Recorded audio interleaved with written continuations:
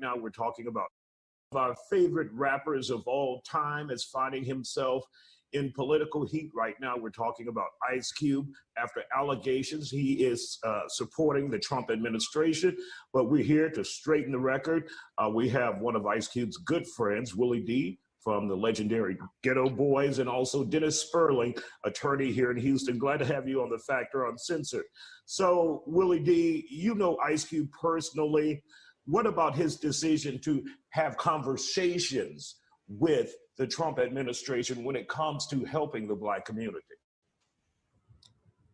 It's like I told him, I don't trust Trump as far as I can throw him, but I can't attack Ice Cube for wanting to talk to his administration. First of all, Cube never spoke to Trump personally.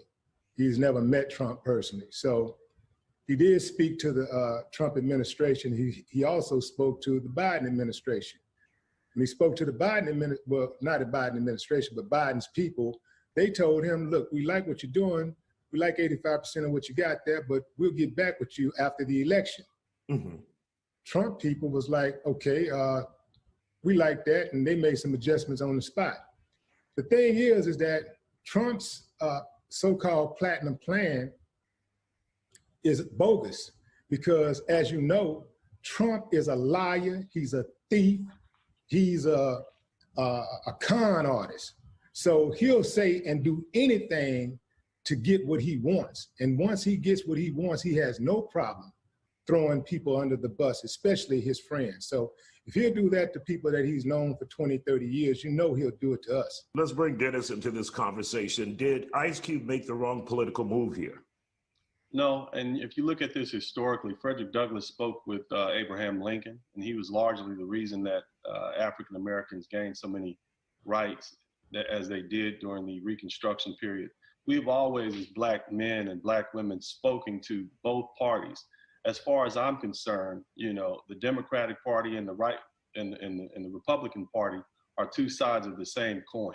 The question is, what can we as Black Americans, and I'm very careful to say Black Americans, because Ice Cube's plan, CWA, is for Black Americans. A lot of us seem to glance over the fact that this is not for people of color. That means it's not for Asians, Latinos, it's not for Arabs. This is for Black Americans. I applaud Ice Cube for what he's doing, because oftentimes we as Black Americans are overlooked.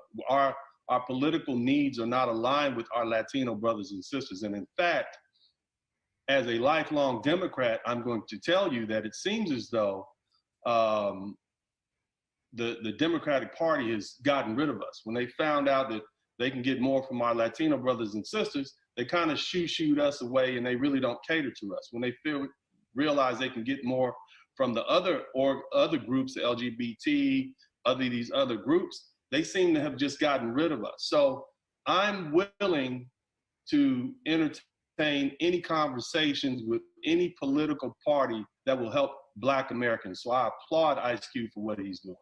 And Willie D, we have 30 seconds, exactly 30 seconds left. Is Ice Cube doing the right thing by approaching whatever party is willing to make a difference? Obviously, you don't trust President Trump, but is it okay, or should he be able to go to any party who's willing to come to the table? Got 20 seconds now. But let me just say that political duopoly is a trap, and that one doesn't have to be pro-Trump to be anti-Biden. Having said that, Ice Cube has earned his stripes for 30 years plus. He's been riding for the Black community. He's been sticking his neck out, standing 10 toes down on his own. A lot of people, they are very new into this space. Right. So I give Ice Cube the benefit of doubt.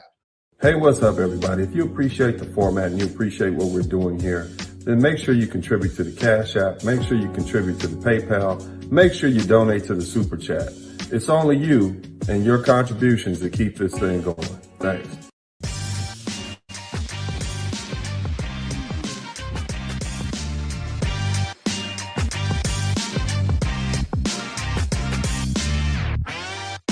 My name is Dennis Sperling. If you've been involved in an accident, call me and I'll fight for you. I'm not an actor or a celebrity spokesperson. I'm a real trial lawyer, and I'll appear before real judges and real juries on behalf of people with serious injuries. So when I say I'll fight for you, I mean it, and I'll back it up. If you've been hurt in an automobile or 18-wheeler accident, contact me toll free at 866-529-2444, and I'll fight for your rights. Women are being forced to have to ante up. I think there is some incentive for it to change. And here's another thing. A lot of those ladies who have sons who they've seen been manhandled by the child support system, they should become advocates for family law reform. I think one thing we should do is we should begin to do away with child support altogether, because it's an incentive for women to have children, and then they reap a financial benefit from that. What we should do is push for equal time, and if there's equal time, then there's no need to pay child support, because you got equal time, unless there's some reason why the father shouldn't have equal time with the mom, at least after the child is breastfed, weaned off of breast milk, then we should go for that. I think that's what our family law system should be. I could tell you about that just in Illinois. It depends on the judge, man. I went and fought for that, and the judge said he didn't believe in equal parenting time and all that bullshit. So it's not like a lot of fathers went for equal parenting. They didn't want primary custody. They didn't want her to have primary. They wanted equal parenting. And the ones who do have it, they either paying more money, they paying child support still, or they're not allowed to get it, and they paying full child support and every other weekend. So or it's off the paper. In other words, they still have them half the time, but they're still paying a monthly ransom. You make more money. Yeah. Right. They full of shit, bro. That's why I say fuck child support, because it's all a money game. A $51 billion corporation crime bill racket that they made. So it's bad. You in Texas, right? I am in Texas, yeah. It's very bad out there in Texas. I think the only thing we have going for us is we have caps on child support. And if you recall the Chris Brown, remember Chris Brown a few years ago? Yeah. He was in California, but his baby mama was in here in Houston.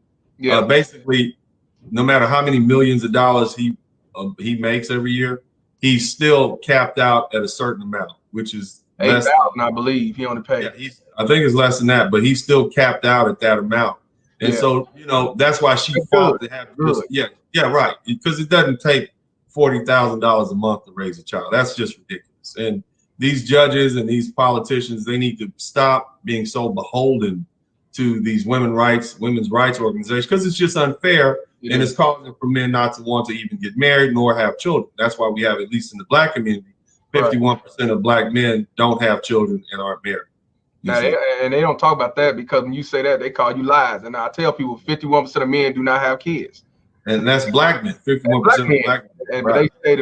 But they say that 51% of Black men are deadbeats, paying child support. That's false. And see, that's not true. That's not true either. Because there's only, here's the statistics are 72% of African American women have children out of wedlock. All right, 31% of Black men are married and live with their wives. Yeah. So that means that's 82% off the board. So you only have about 18%, give or take, how it is. Yeah. 18% of Black men who have children and aren't married. So out of that group of deadbeats, you can't say a man who's married and a man who doesn't have children is a deadbeat. That's a stretch. So it's only that 18% that has impregnated that 72%, give and take a little bit. So the question is, why is that 72% still going to that 18% to have children repeatedly?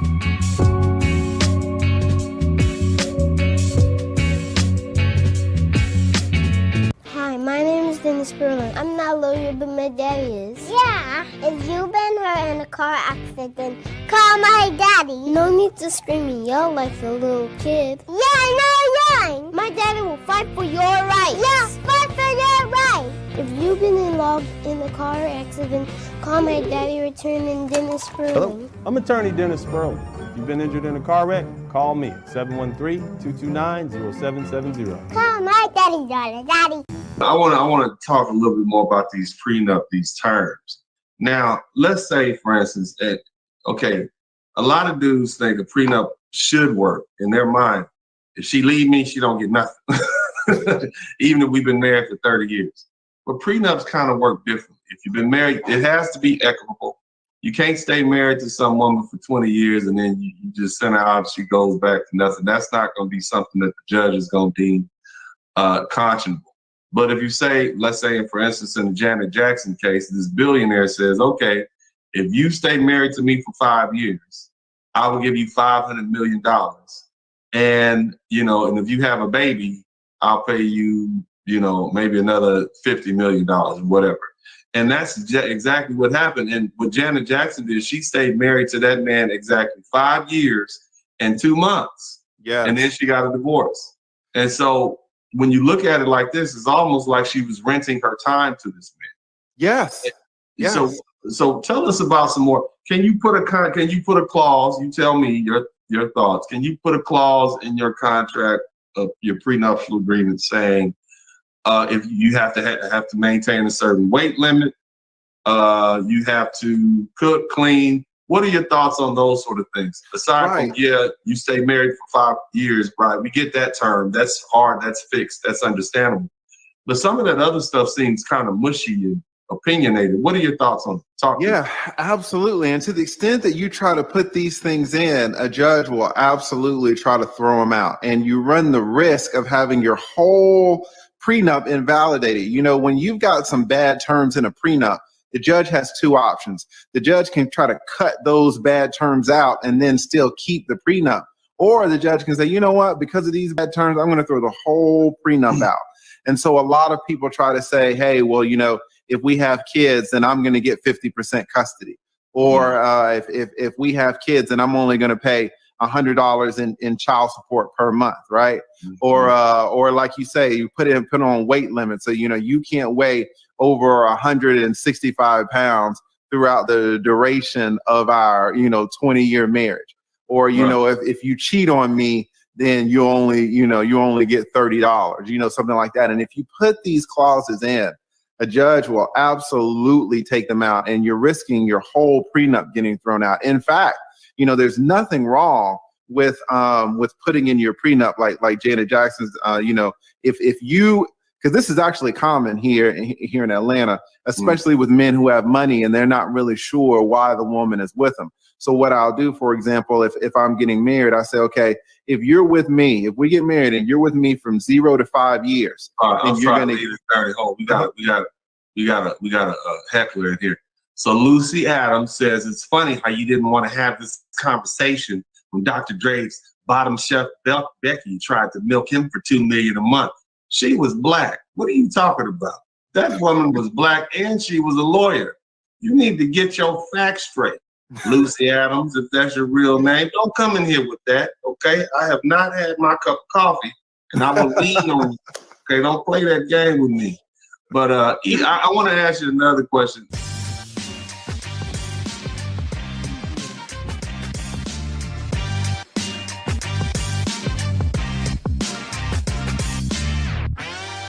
Hey, what's up, everybody? If you appreciate the format and you appreciate what we're doing here, then make sure you contribute to the Cash App. Make sure you contribute to the PayPal. Make sure you donate to the Super Chat. It's only you and your contributions that keep this thing going. Thanks. I get a lot of hecklers in here, man. They want to come in and get all that anger and frustration. Some yoga. One thing I want to also ask you, the attorney, is I often see when these lovely ladies, they will call the police on me. And I try to explain to people, it's not that you've actually done anything. It's what they're trying to do is create a record, a criminal record, or some sort of police contact record.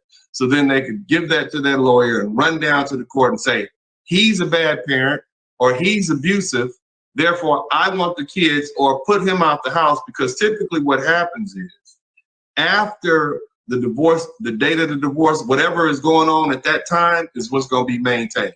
Mm-hmm. So if she can get you put out the house on the temporary restraining order, and it stays, or she can prove that you're violent, or even just allegations, the judge is not going to risk their career putting you in that house and believing you. So those allegations go a long way just to get you, removing you from the house. So now she has possession of the house, she has custody of the kids, and the judge is pretty much going to treat it like that. A lot of lawyers won't tell you that the reason she's doing that is because it gives her an advantage. It's so bad here in this state, the district attorneys and the ADAs they got a special group of people that sniff out false domestic violence charges and false child charge. One of the first questions they ask, are you currently embroiled in a child custody matter or a divorce? Because they know these ladies lie about that to try to get an advantage. What are your thoughts on that?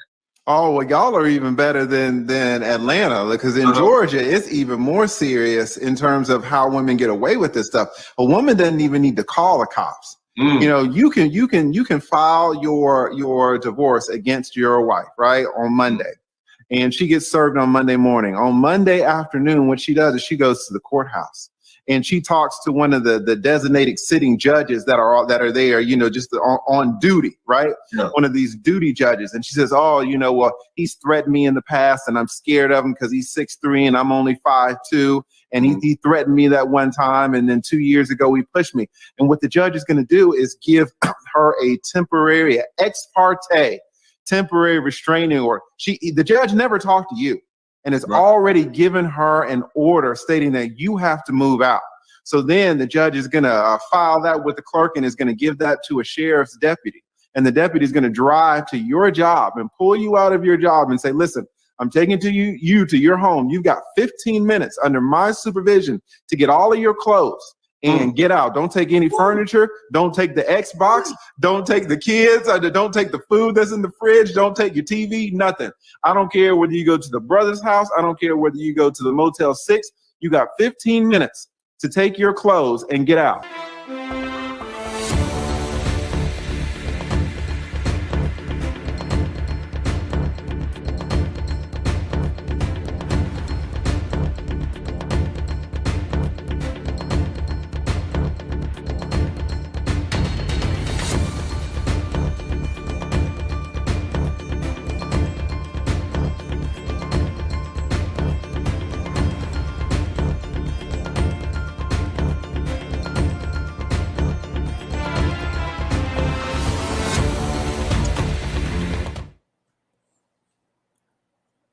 What's up? What's up? Hey, what's going on, you guys? This is Dennis Sperling, and I'm back, and I am turned all the way up because we're going to talk about a subject that is well overdue. Now, a lot of you guys have been with me for about a year and a half, and you know, the thing that I actually enjoy doing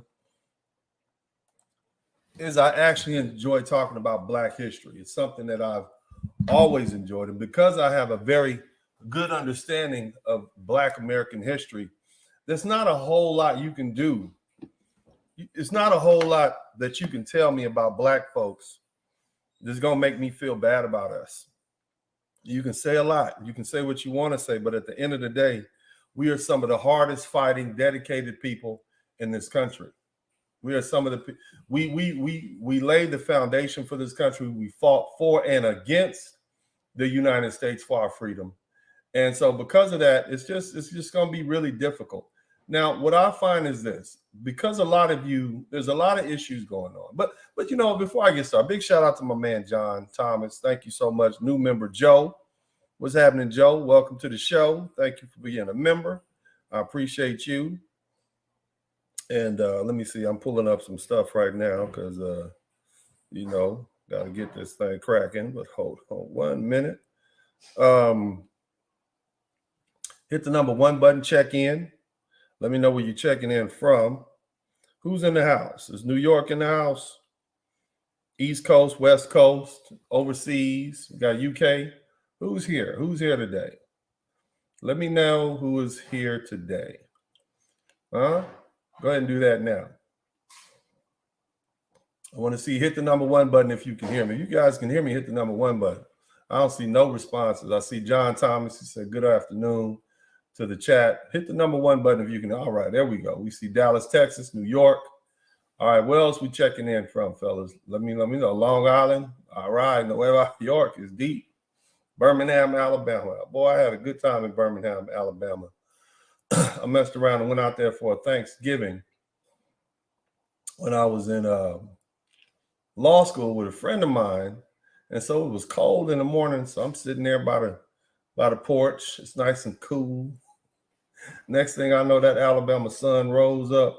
And I was like, sweet Jesus, let me get out of this goddamn sweater. But yeah, big shout out to Alabama. I got some great friends in Alabama. Love Alabama. Love visiting Alabama. Beautiful people in Alabama. And I say, who else we got here? Atlanta, A-Town. Who else? Birmingham. Another shout out to Alabama. Pittsburgh, Pennsylvania. That's what's happening. Let me see who else we got. Hit the number 1 button, fellas. I want you guys to show your appreciation by hitting the number 1 button.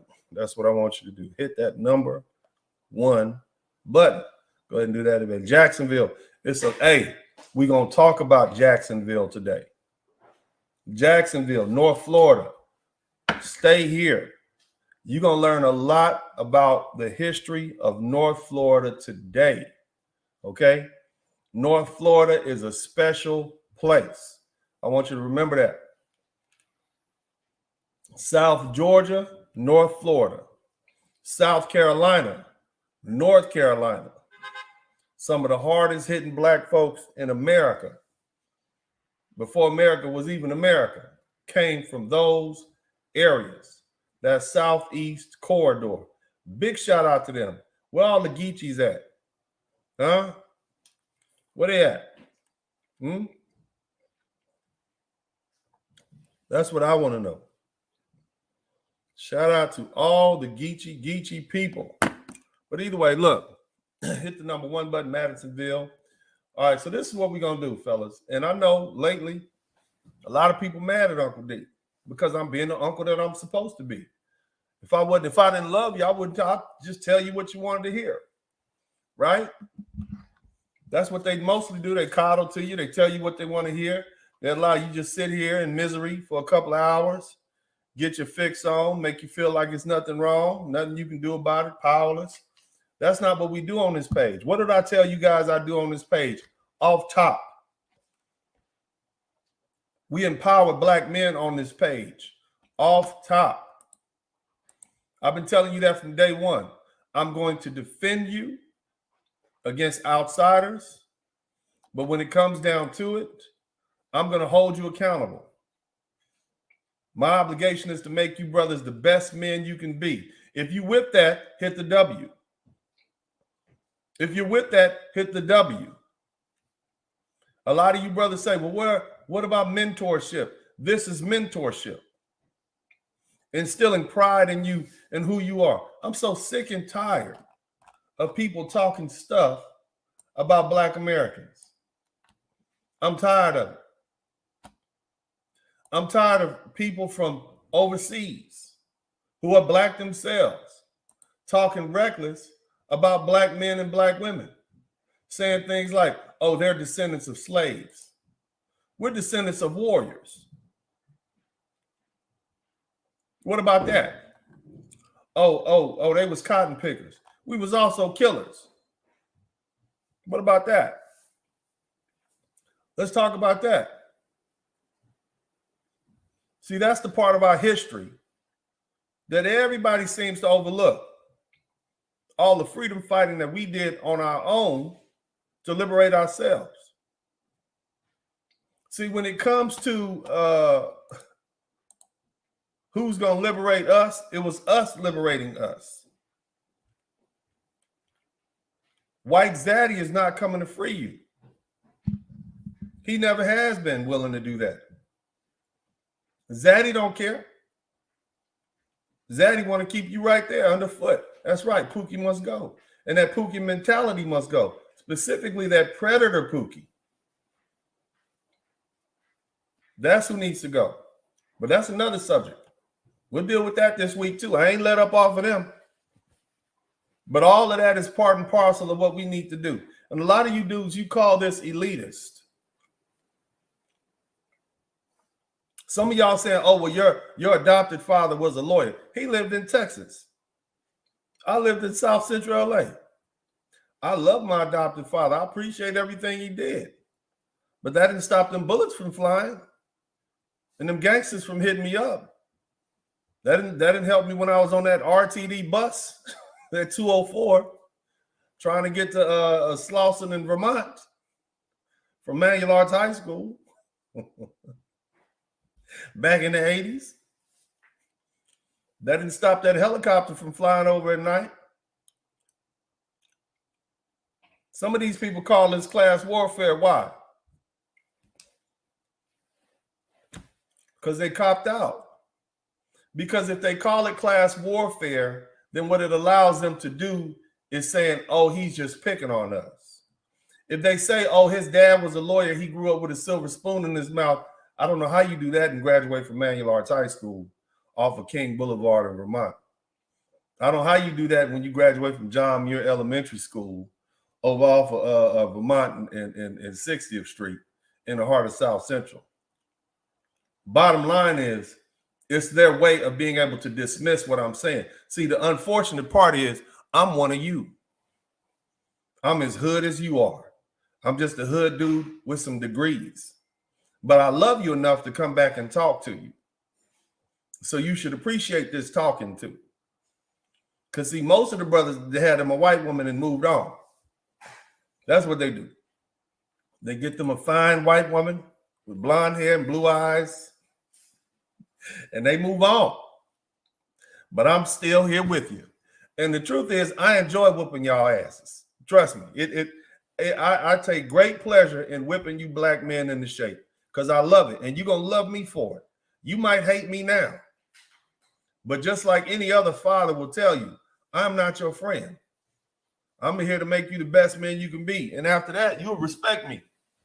And you'll respect yourselves. Period. That's what we're doing here. This is a labor of love. On top of that, I'm giving you ammunition to get them up off you when they disrespect our ancestors. And that goes for our African brothers and sisters, our West Indian brothers and sisters. They didn't fight harder than us. We've been fighting the white man since we got here. And I'm going to prove it to you. But here's the thing I want you to kick back. Shout out to my man, Trey D. Shout out to my man, Trey D. Thank you so much for that super chat. And y'all been light on the Cash App, but that's okay. It's Black History Month, man. And so we're going to talk about some Black history. So when I talk about black men standing up or being men, many, not all, but many complain about how difficult it is under the system of white supremacy racism. Woe is me. It's too hard. That's what they say.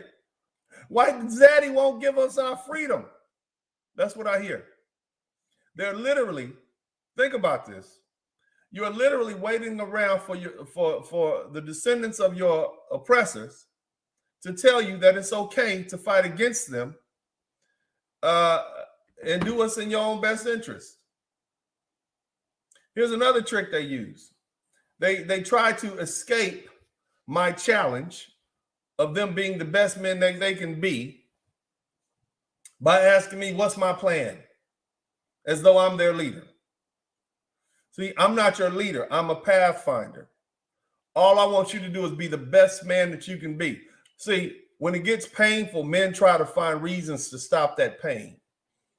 Unfortunately, it's become insurmountable to avoid it. You have 62% of black men who have reached the middle class by the time they are middle age. So what does that mean? That means there's more of us than it is of them. This ain't 1960. That old rhetoric doesn't work. That talented 10th foolishness doesn't work. We are all the talented 10th at this point. We're the richest group of Africans on this planet. You can no longer say it's just the talented 10th when you got 60% of black men in the middle class. What the hell does that tell you? Whether you're a plumber, electrician, construction worker, truck driver, engineer, hell, a shopping cart manufacturer. You making money now. And some of you said, well, middle class ain't that? Yeah, $41,000, $42,000. That's more than our ancestors made. That's more than our ancestors made. And we're not working as hard as our ancestors. See, the problem, brothers, the problem is not education. The problem is not class warfare. The problem is you don't think that you can do it because you don't know what your ancestors had overcome, because nobody has ever taught you that. You think you have a track record of losing in slavery when actually you have a track record of warfare and freedom fighting. But see, as it is right now, because you've been separated from your ancestors and the truth, you're waiting around for a savior. You black men are literally waiting around for a savior that is never going to come. And what do we say here in the manosphere? And I guess I've been put out the manosphere. I never thought I was in the manosphere. I was drafted into the manosphere. I told them early on, I don't conform with what you brothers say. Now, I believe in having children and having legacy and being family men. I don't like the way the laws are set up. But the last thing I want you to do is spend your entire life on this earth by yourself. That's not me. Okay, so I don't. You drafted me into the manosphere, and now you got to deal with me. I didn't really think I was part of that. Black manosphere, white manosphere. I love the red pills. I appreciate the reality and being able to talk to men who can accept female nature and all that stuff. But the reality is, I was never part of that. But I love you, brothers, and you still my brothers. But I do see that knowledge as key to unlocking other doors. And one of the doors I'm going to use that very same knowledge to help you see the bigger picture. What am I talking about? You black men always talk about save yourself, black men. Save yourself, black men. What the hell does that mean if it don't mean save yourself? Save yourself from what? You want to save yourself from these divorce laws? Great. You get a passport. Well, let's save yourself from waiting around for a savior. Because that's just wasting your time. Get the likes up, man. Hit the #1 button. Let me know you appreciate this. This is what I want y'all to do. Hit the W button for the ancestors. That's what I want you to do. We never waited around for a savior. We always sought to save ourselves. What we're going to talk about today is the Gullah Wars and the Black Seminole Wars. Our ancestors here in the United States waged wars in the name of freedom that make the Haitian Revolution look like a fruit fight in an all-girls middle school. They're boastful, and then you got these boastful white men. Let me show you what this white man said, man. You got boastful white men who think that the Civil War waged by white men from the North against white men from the South was fought to free blacks, when in fact slavery was legal in both the North and the South. White men fought each other to preserve the Union. The Emancipation Proclamation issued by President Lincoln freed the slaves that were in the South, which had seceded from the North. It didn't even free the slaves in the North. Okay, it didn't do that. Okay, so if you had a slave and your state didn't secede, you didn't lose your slaves. Slavery was still legal. It didn't become illegal till the 13th Amendment made slavery legal everywhere in the United States. However, that ass kicking that our black men, our African men coming out of Florida were given Georgia and South Carolina, and the U.S. Army was the catalyst for our freedom. They had to let us go because it was costing the white men too much money, the United States government too much money and blood and treasure to hold on to us. But see, there's still fools, both here and abroad, both foreign and domestic, black men, white men, and others, right? Otherwise, who think for the past 402 years, black men, black Africans have been enslaved in this country, that we were compliant and happy servants to our oppressors. These same fools have referred to our black ancestors as kakas, which is some sort of African word that means slave or a slave ancestor, a slave descendant. And in actuality, we weren't kakas, we were killers. They ignorantly concluded that we beg. I had a brother come on here, a Haitian brother come on here and said we beg for everything the white society gave us, as opposed to the truth that we fought some of the bloodiest battles against the United States government and caused them so much bloodshed that they offered terms of peace. They let us live in peace. And it's these same idiots that assumed that all of us were slaves when in fact we were warriors of freedom, ever fighting for our way to freedom. And here's another thing. In the first fight, in the fight against white supremacy, racism in North America, Black Americans have fought hundreds of battles and caused much bloodshed on both sides. So let's revisit our Black American ancestors and the ass kicking and stabbing and shooting and throat slitting fight for freedom that history refuses to discuss. We are a noble people. We are a hard fighting people. Our ancestors fought and fought and fought so that we could be in the position that we're in today. And they are the ones who brought slavery to an end because it was too hard to hold us. Hit the W button for the ancestors right now. Let's give it up for the ancestors right now. Go ahead and do that right now. Hit a W for the ancestors because they went in for the win. It made it so difficult. Now I want to share a video with you guys. I want you to see, this is the prevailing thought. And I know you guys know there's some Black folks out there right now. They swear up that Black Americans was just old slaves, didn't do anything and didn't fight nobody. And the white man just gave us our freedom because he just felt sorry for us. Did y'all remember that? Y'all heard all the time. I was listening to O'Shea Duke Jackson, and you had some African brothers in Europe. You had some African brothers in overseas in the UK and sisters telling each other, don't date our West Indian brothers and sisters because they're descendants of slaves. They fought their ass off too. Let's not forget that. See, we fought like the devil with an axe in his hand. You keep that in mind.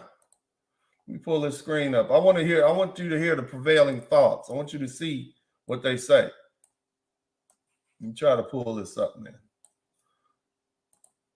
to get this screen straight. All right. So this is a white man on TikTok right here, right? Now, see, it's the ignorant ones that don't know, like this cat right here. Let's take it. Let me know if you can hear it. Right now, if it wasn't for white people fighting, let me know if you can hear it. Skin people, Africans, Black, whatever.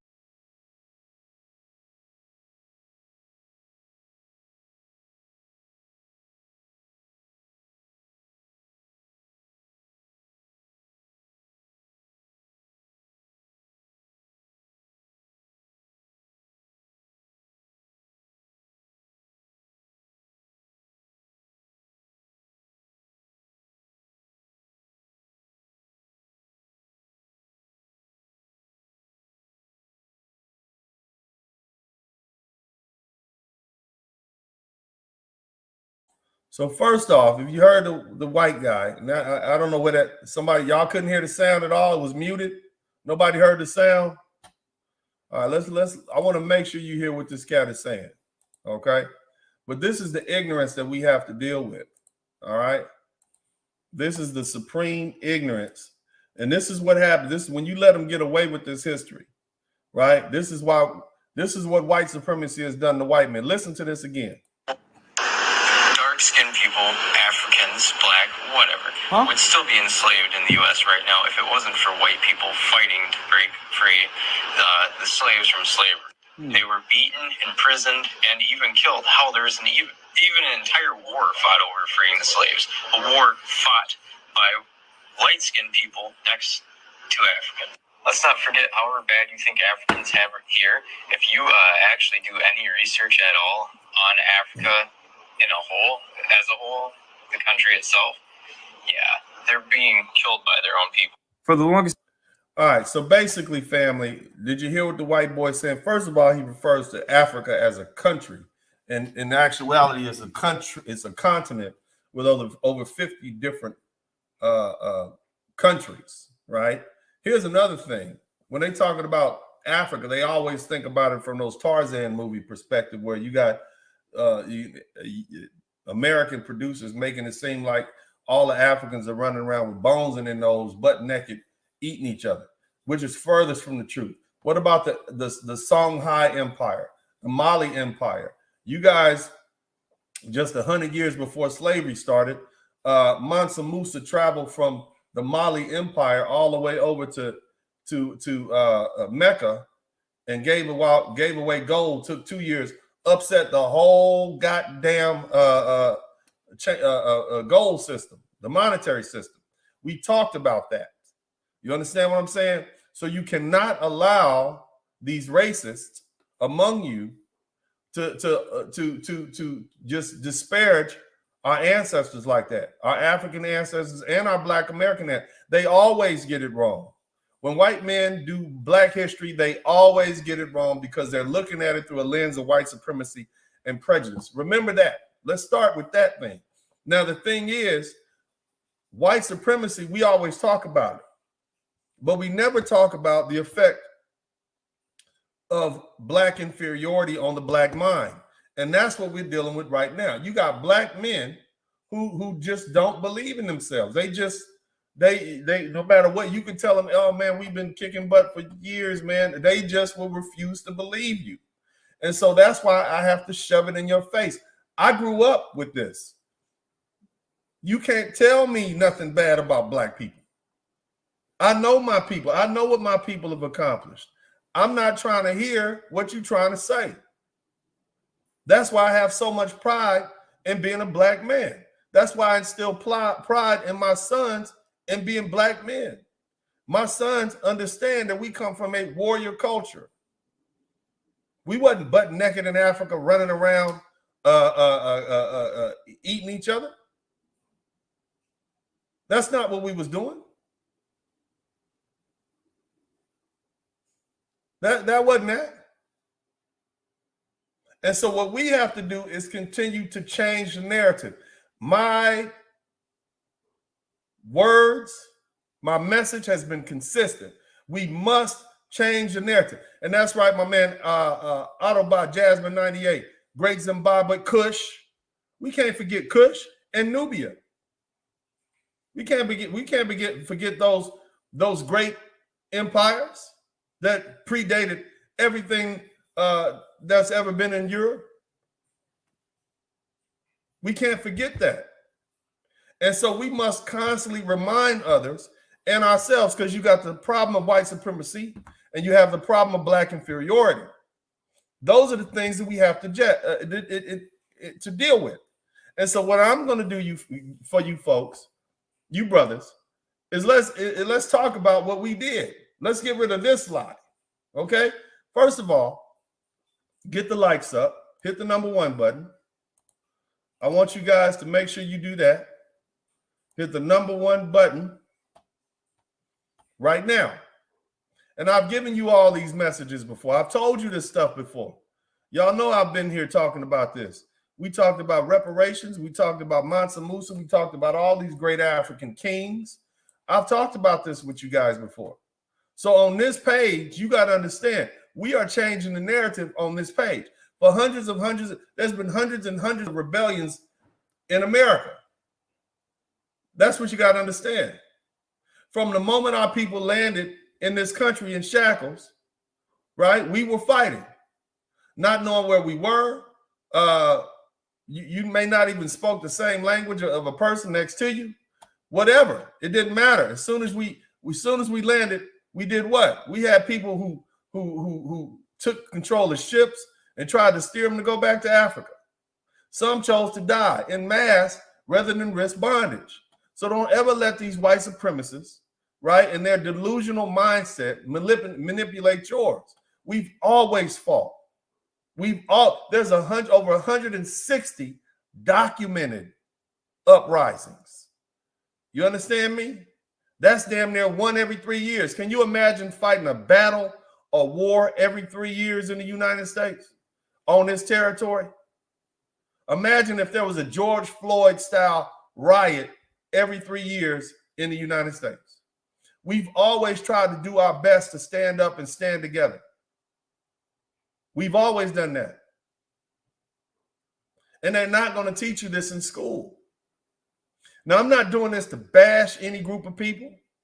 I'm not doing any, I'm doing this so my people will know their true history. You black men have always stood up, black women too, we've always stood up and fought against our oppression. Not at no time did we lay down. And see, the thing you got to understand, why would they even teach you the truth? Why do you think teaching you an accurate history is that's the hill that suburban America is willing to, white America is willing to die on? They don't want to teach you your truth. The next thing, you might start standing up. If you knew what your ancestors did, most of you all don't have the time to look into history. You didn't go, you don't do it. You just don't have the time. Even though half the stuff you're looking at is right in Wikipedia at this point. Now, if we truly understood not just the atrocities of enslavement, but the resilience and the sheer collective power of the uprisings against it, we would understand far more about ourselves. You see, it's not that they don't know. It's not that the dominant society doesn't know. They just won't talk about it. Why would you talk about that? And put ideas in you black men and women's heads. We should be grateful for those that fought for our freedom. When that's what we should be grateful for. Not looking down on them because they were slaves. You understand? It's like, you know, you just have to understand, family, that it's important for you to know what your people did so that you can have pride in them. And so let's just go ahead and get into it. I want to talk about a couple of revolutions, if you want to call it, in New York. Now, we can go as far back as to the New York slave revolt in 1912. I'm going to pull this up. I want y'all to see. This is real stuff. Hit the number 1 button for the ancestors, man.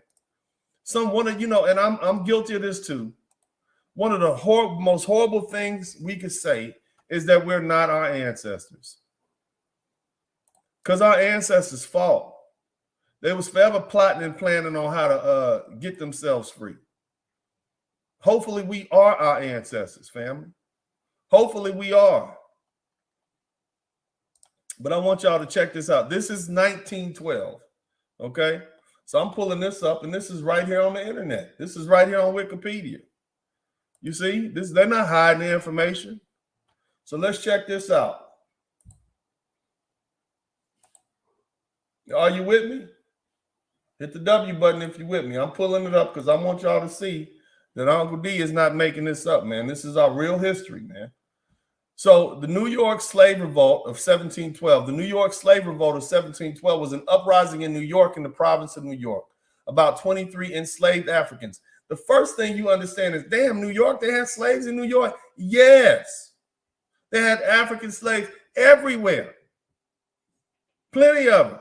And you're going to learn a lot today. A lot of white boys will say, well, yeah, we built the cities in the North, assuming that all the African slaves were in the South. No. We were in the North, the South, anywhere you can bring an African person to do your work for you. You understand? They think we just migrated there in the 1920s and 30s in what is called the Great Migration, which is truly a misnomer. Because the truth is we started off in New York, Baltimore, New York, Maryland, Virginia, and those places. And then as the country grew, we spread out. But in reality, we were already there.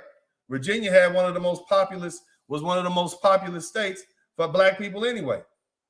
And that's right there, you know, New York, right there. But anyway, these Africans, these 23 enslaved Africans, killed 9 whites and injured another 6 before they were stopped. More than 70 black people were arrested in jail. And of these, 27 were put on trial and 21 convicted and executed. By the early 18th century, New York had one of the largest enslaved populations of any settlements in the 13 colonies. So we've been in New York. We've been there. We weren't all down south. Some of y'all that's in New York right now, you Africans, your people been there for the past 300 years and some change. You understand? So slavery in the city different from some of the other colonies because there were no plantations producing cash crops like tobacco and cotton. Slaves worked as domestic servants, dock workers, and various skilled labor. Plantations down there, they had you doing domestic work and working at the dock and, being blacksmiths and stuff like that. All right. Enslaved, anywhere there was some work to be done, it was a black man or a black woman found to do it. White folks were some of the laziest people that here in the country. They were just lazy as hell. They didn't have really any skill sets at all. They had Africans doing all their work for them, black folks doing all their work for them. Right? This is what we're dealing with. Enslaved Africans lived near each other, making communication easy. They also often worked among free black people in a situation that did not exist on most southern plantations. On most southern plantations, it didn't exist. But in Charleston, South Carolina, there was a whole lot of free blacks down there. You understand me? But now you got enslaved black people and free black people getting together like, man, you need to get free. And I'm sure there's a lot of slaves saying stuff like, well, we can't be free. Ain't nothing. Some of the same thing some of y'all telling me. I'm telling you, man, get out there and conquer the world, man. See what's out there. You said, we can't do it. That's the same mentality. Just like you got these free blacks saying, hey, man, get free, bro. Hell, just run, blah, blah. And they're like, I can't do it. I got to stay here and keep washing masters' floors. It's hard to speak to somebody like that who allows himself to be conquered. Remember, we're talking about white supremacy and also black inferiority. This is not elitism. This is the brainwashing and the sight game that's been put upon you. Slaves in the city would communicate and plan a conspiracy more easily than among those on plantations. After the seizure of New Netherland in 1667, its incorporation into the province of New York, the rights of free Negro social group were gradually eroded. So guess what happened? They started trying to take their goddamn rights away. Like you free, and then you start taking our rights away. So it wasn't all the time slavery. Remember, white slavery didn't exist like that the whole time in this country. It was something that came about because they had to figure out a way to keep the black slave population enslaved. They didn't want folks mixing, so they start coming up with all those lies. Now, we talking about as early as what?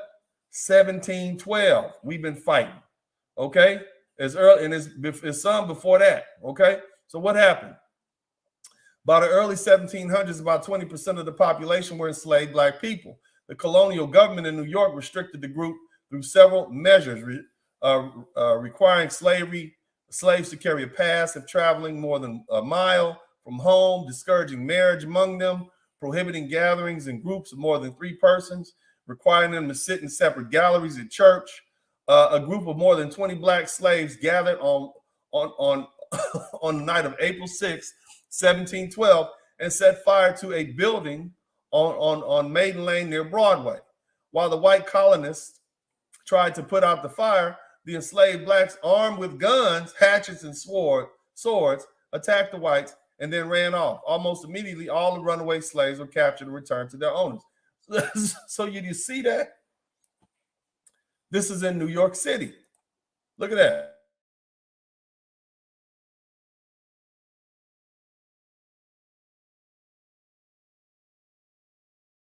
Yeah. They gathered up guns, hatchets, swords, and they attacked them white folks. Think about that, man. 1712. No cell phones, no iPhones, no nothing. Right? Let's talk about another. You guys familiar with Stono Rebellion? The Stono Rebellion? Let me know if you're familiar with the Stono Rebellion. You should be. Who's familiar with the Stono Rebellion? South Carolina. There's some tough suckers. There's some tough black folks in South Carolina, man. Don't let nobody convince you that South Carolina, we're going to talk about it. So let's pull this up. Take a look. And see, a lot of times they hide the history. They call stuff rebellions, They call it conspiracies. Remember that. So this is some pictures of Stoner Rebellion right here. The Stono Rebellion, also known as Cato's Conspiracy or Cato's Rebellion, was a slave revolt that began on the 9th of September, 1739 in the colony of South Carolina. It was the largest slave rebellion in the southern colonies, with 25 colonists and 35 to 50 Africans killed. The uprising was led by Native Africans who were likely from Central African Kingdom of Congo, as the rebels were Catholic and some spoke Portuguese. Let me explain what's happening here, man. So you're putting anybody on the boat you can catch. Okay. So along with farmers, you got warriors on the boat who know what freedom is like and will rather die than allow you to enslave them. So they're on the boat. They might not be able to speak English. They might not even be able to communicate. But in some cases they have. Because remember what I told you. Remember when we talked about the deal that the King of the Congo had with Portugal? Remember we talked about that? So these men in the Congo, these black Africans in the Central Kingdom of the Congo, many of them spoke Portuguese. Many of them had Portuguese surnames. A lot of the aristocracy from Congo would go to Portugal, get education, and come back to the Congo. I talked about that, man. So they were very familiar with white folks. So when you go from the Congo, you're Catholic, you speak Portuguese, you're not afraid of these white folks like that. Here's the thing. The leader of the rebellion, Jimmy, was a literate slave. No, he was a literate man, right? Literate meaning he spoke languages and could read because he probably learned it where he was from. In some reports, however, he is referred to as Cato, and likely was held by Cato or Cater family, who lived near Ashley River in the north of Stono River. He led 20 other enslaved Congolese. So these are all people from the Congo who may have been former soldiers in an armed march south from Stono River. So basically, they're saying these Congolese men that you stole and put on the boat and brought them to America were actually former soldiers in Congo. What do you expect them to do? And they were bound for Spanish Florida, where successive proclamations had promised freedom for fugitive slaves from the British North America. So at that time, Spain occupied Florida, and British North America started around about Georgia. Georgia was originally designed to be an all-white enclave. It was an all-white, check this out. It was an all-white state meant to be a buffer between Florida and the rest of the United States. Because see, what would happen is them brothers would come up out of Spain. They would come up out of the Spanish territory, North Florida, which I mentioned we was going to talk about. They would free slaves and bring them back to Florida. Come on back. You good. We got our own enclaves down here. Spain had a different thing. It didn't matter if you was black or white, if you was in the Spanish territory. You just had to be Catholic.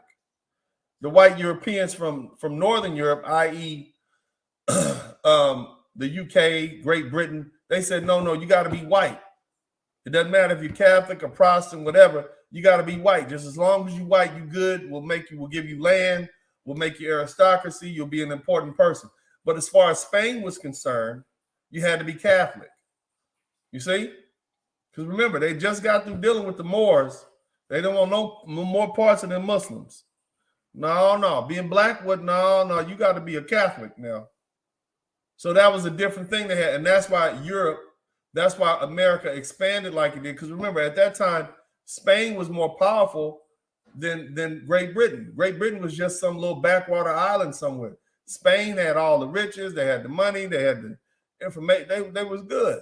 But they were able to expand faster because they allowed more people in their group to come in. They said, all you got to do is be as white. You could be white, Scottish, Protestant. We don't care. As long as you're white, you're good. But as far as Spain, you had to be Catholic. So that means, what did that do? That eliminated the Jewish people. the Protestants, all of that, they had to go. You see, the Baptists, so they limited who they brought in. You see, but these Africans, what are these 20 soldiers? They was headed for Spain. Jimmy and his group recruited nearly 60 other slaves, 60 other Africans or enslaved Africans, and killed more than 20 whites before being intercepted and defeated by the South Carolina militia near Edisto River. Survivors traveled another 30 miles before the militia finally defeated them a week later. Most of the captured enslaved were executed. The surviving few were sold to markets in the West Indies. In response to the rebellion, the General Assembly passed the Negro Act of 1740, which restricted slaves' freedoms but improved working conditions and placed a moratorium on importing new slaves. You see that? What is that telling you? We have got to get this on. Stop bringing them Negroes over here. Just cut it out. And matter of fact, when you start killing people and slitting their throats, that's when you get change, and that's when you got change back then. That's basically what happened. We were fighting from the time we got there. And I talked about you had a New York rebellion in 1712. You turn right around ahead, they had another one in 1714. You understand what I'm saying? It was plenty of fighting going on. All right. Another one in 1741. All right. Right now, we just at Stono's rebellion.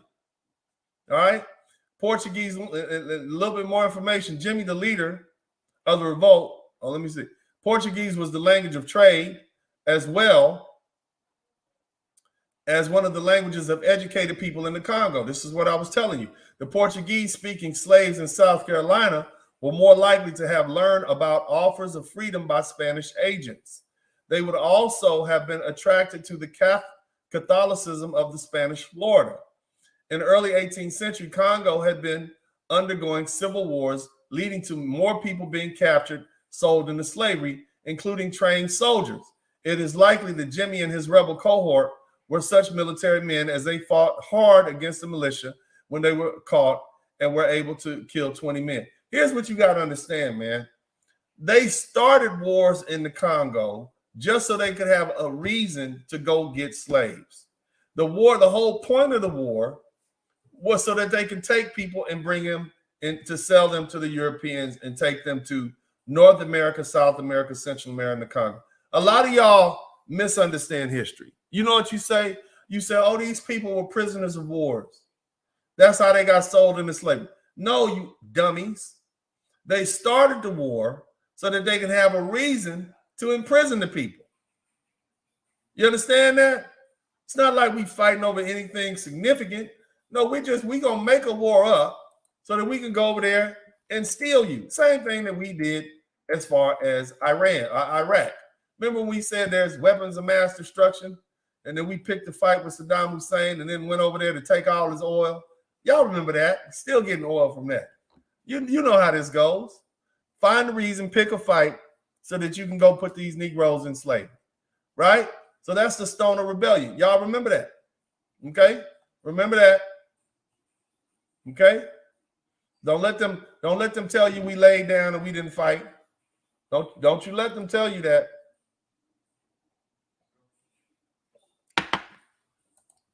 Yeah, manufactured wars. That's exactly right. Get the likes up, man. Hit the #1 button if you appreciate this history lesson. You brothers are gonna stand up. By the time I get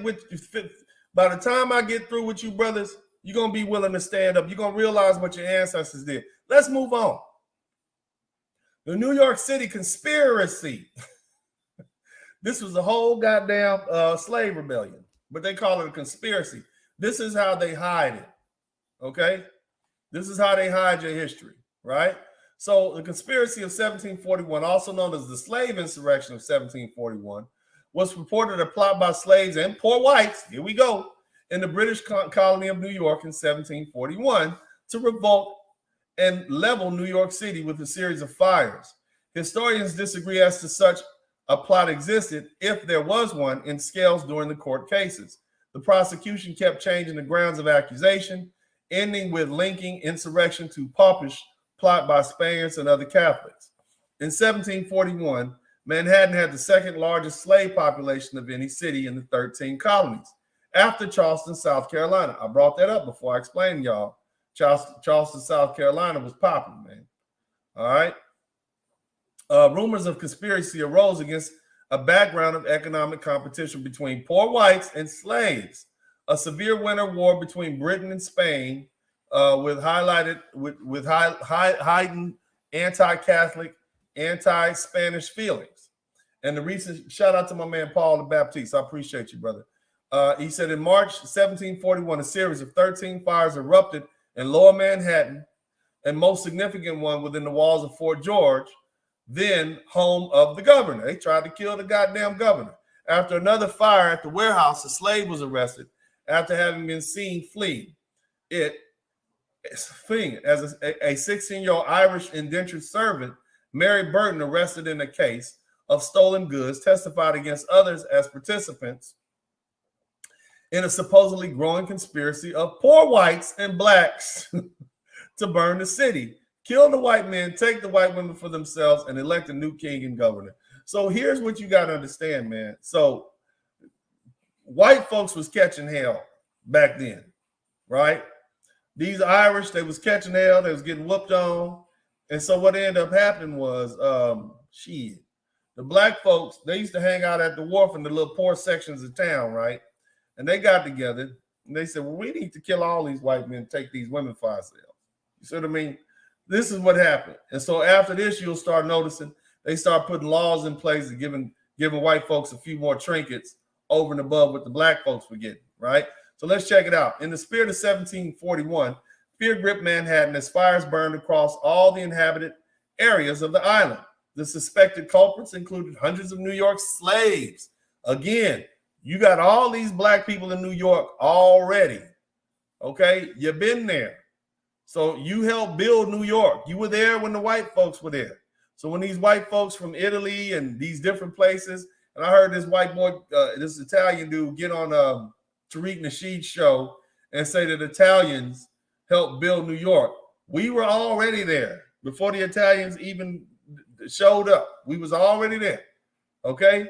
It's in the history book. So he's doing one of those revisionist history things.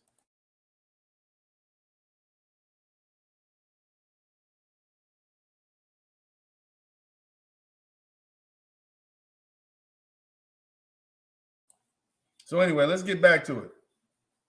Are y'all all right? Hit the number 1 button if y'all all right. Let me know you appreciate this, man. Let me know if you can hear, you appreciate what I'm doing, man. All right. So let's check it out. The suspected culprits included hundreds of New York slaves, free blacks, and lower-class whites, 172 of whom were arrested and tried for conspiracy to burn the town and murder its white inhabitants. What they mean is rich white inhabitants. That's why the rich don't want poor black people and poor white folks to get together. They don't want that to happen at all. That's why they do everything they can to keep you separated. As in the Salem witch trials,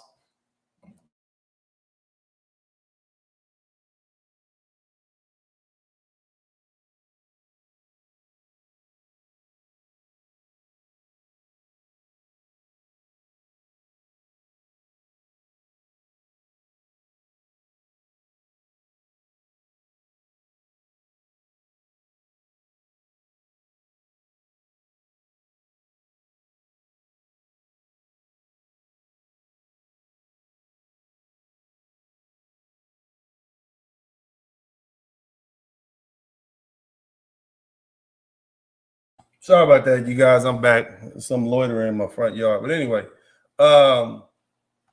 they included 17 black men, two white men, 2 white women who were hanged, as well as 13 black men burnt at the stake. The bodies of 2 supposed ringleaders, Caesar, a slave, and John Hugen, a white cobbler and a tavern keeper, were gibbeted. Their corpses were left to rot in the public. Another 84 men and women faced transportation to brutal conditions of Caribbean slavery. So the way they would punish your ass is they would send you to the Caribbean, because they was really catching hell down there, man. Okay? They were really, the Caribbean, the horrible place to be. The brutal conditions of the Caribbean slavery, while 7 white men were pardoned on condition of entering permanent exile from New York. All right? The Caribbean was a horrible place to be. Okay? They were a horrible place to be. My man J.S. Brown, most whites in the U.S. descended from European immigrants who came over after the Civil War.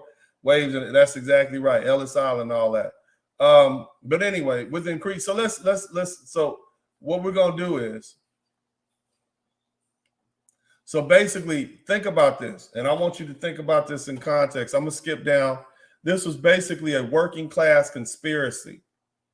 All right, this was a working class conspiracy.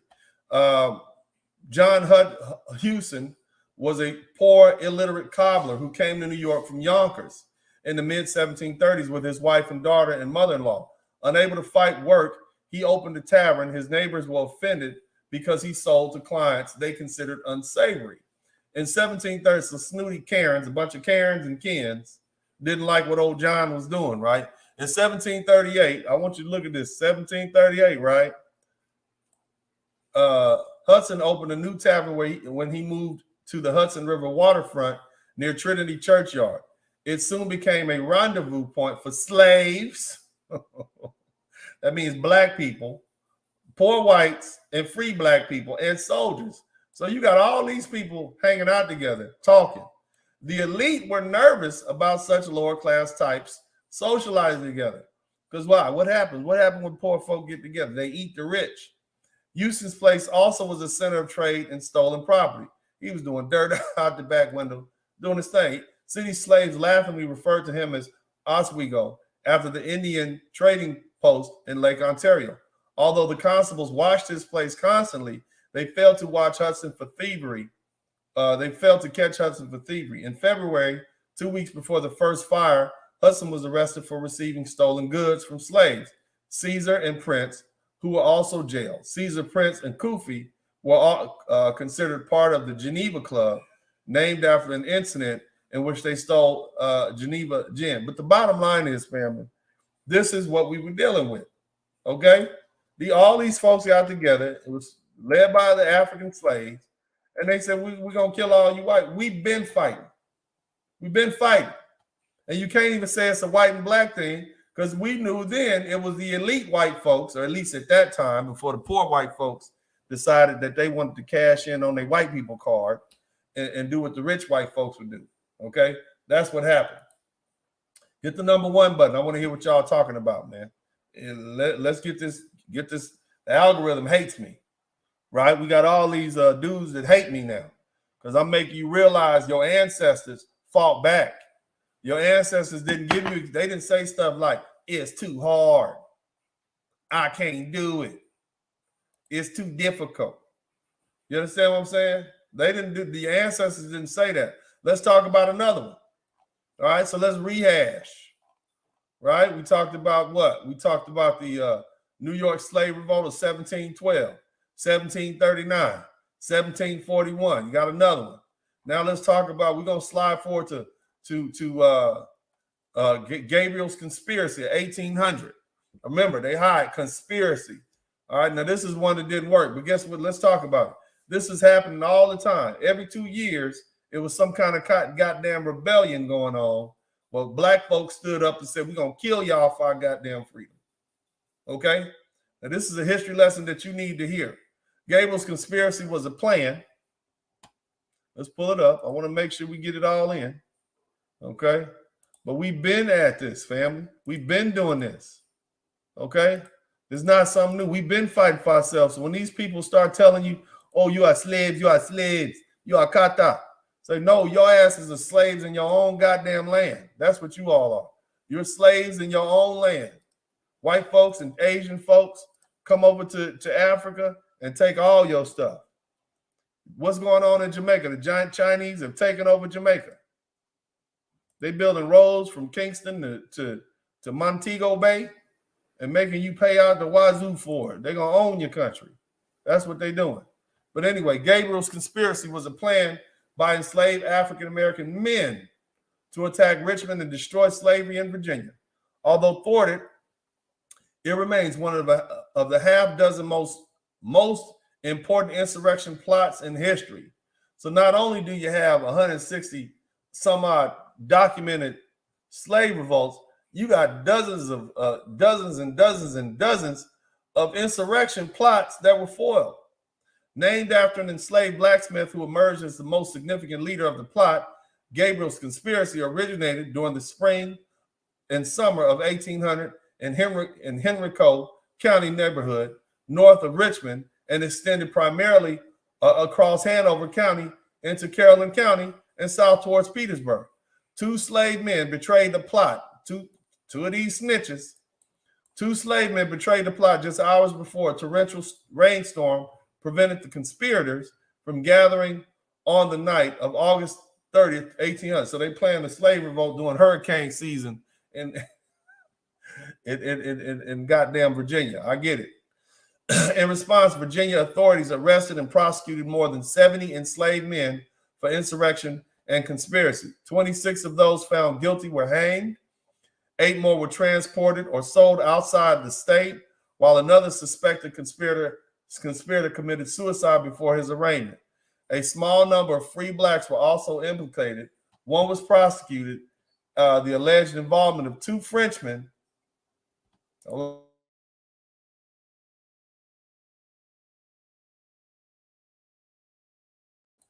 The alleged involvement of 2 Frenchmen in the plot provided fodder for Federalist attacks on Thomas Jefferson's candidacy for the presidency of that year.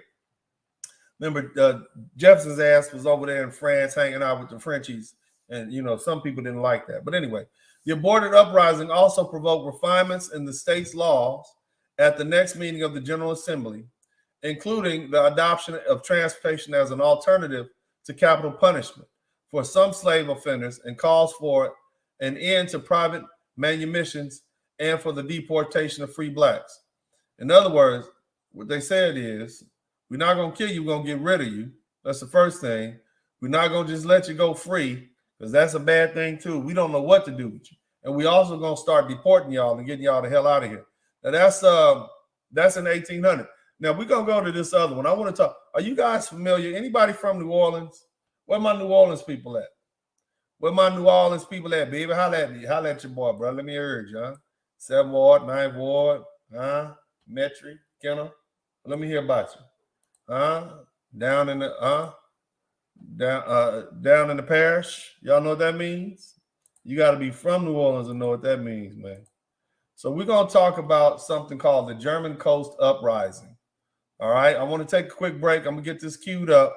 We're going to talk about the German Coast Uprising. Hit the number 1 button if y'all appreciate what we're doing in here.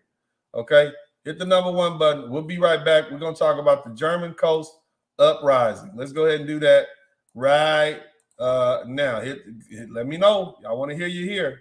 Hit the number 1 button if you appreciate what I'm doing, man. Go ahead. All right? Hit the number 1 button. We'll be right back. The ongoing pandemic and its emerging variants have become urgent. Building the most powerful immune system using all natural ingredients is critical. VK Platinum and VK Boost are formulated to deliver a broad spectrum of over 7,000 nutrients, antioxidants, phytonutrients, key amino acids, and active enzymes, including the highest levels of all natural vitamin C, which optimize the cellular capacity to destroy pathogens. And now joining the VK Platinum team includes Flush Me Out of THC, Sexmate for men, Silent Flowers for women, Lean and Clean for digestive health, Bulgorge for male prostate health, and 10X Boost Optimal Botanical Nutrition Mineralization. To build the most powerful immune system immediately and overall nutrition, go to PlatinumVK.com. All right. About the German Coast Rebellion. Now, you guys, this is not in Germany. This happened in New Orleans, okay? That's the thing. I got a little clip here. I'm trying to pull up a quick one. But hit the number 1 button if you appreciate what I'm doing. Is this the type of stuff y'all like to see? This feels like empowerment to me. That's what this feels like to me. This feels like you learning something that they would never teach you in Black history. That's what this feels like to me, okay? And I hope you guys appreciate this. So I want to talk to you guys about the German Coast Uprising that happened on January 8th, January 8th, 1811. Okay, so here's the thing. It happened down in New Orleans. One of the main conspirators, and this is the crazy thing about me, one of the main conspiracies was a mulatto slave driver. So in 1811, German Coast Uprising was a revolt of Black slaves in parts of the territory of New Orleans. From January 8th to January 10th, 1811, the uprising occurred on the east bank of the Mississippi River in what is now St. John the Baptist, St. Charles, and Jefferson parishes, Louisiana. The slave insurgency was the largest in U.S. history. It was the largest in U.S. history. Why have you never heard about this? They tell you about Nat Turner, but why have they never told you about this one? Huh? Why? Why not? They don't want you knowing what you brothers did. They don't want you knowing that your people were having nothing at all, stood up for themselves. Because now that you have everything, you don't think you can stand up for yourselves. You men don't think you can be the best man you can be, and you have everything that our ancestors wish they had. I want you to think about that. Think about that, brothers. You have no excuses. Our ancestors had nothing. Most of them couldn't read. They couldn't write. They didn't even know. They didn't know where they were going. They had no money. They had nothing. They didn't have ownership of themselves. Here you have everything. You have everything. You even have the right to pick up and leave the country if you want to. Our people couldn't even walk a mile down the street. And you telling me you can't do what our ancestors did and fight for your freedom? And I'm not asking you to even pick up a sword or a gun or nothing. I'm just asking you to be the best man you can be. So that's a cop-out. I don't accept that. And maybe if you know this history, maybe if you realize the people that you come from, you'll stop feeling so inferior. Because that's what, remember, we always talk about white supremacy, but we never talk about the effect of feelings of Black inferiority have on us.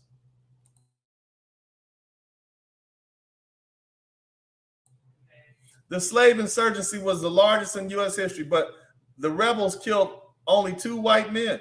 Confrontations with militia and executions after trial killed 95 Black people. That's because that's not what they wanted to do. Between 64 and 125 enslaved men marched from sugar cane plantations in the near-present Laplace on German coast towards the city of New Orleans. They collected more men along the way.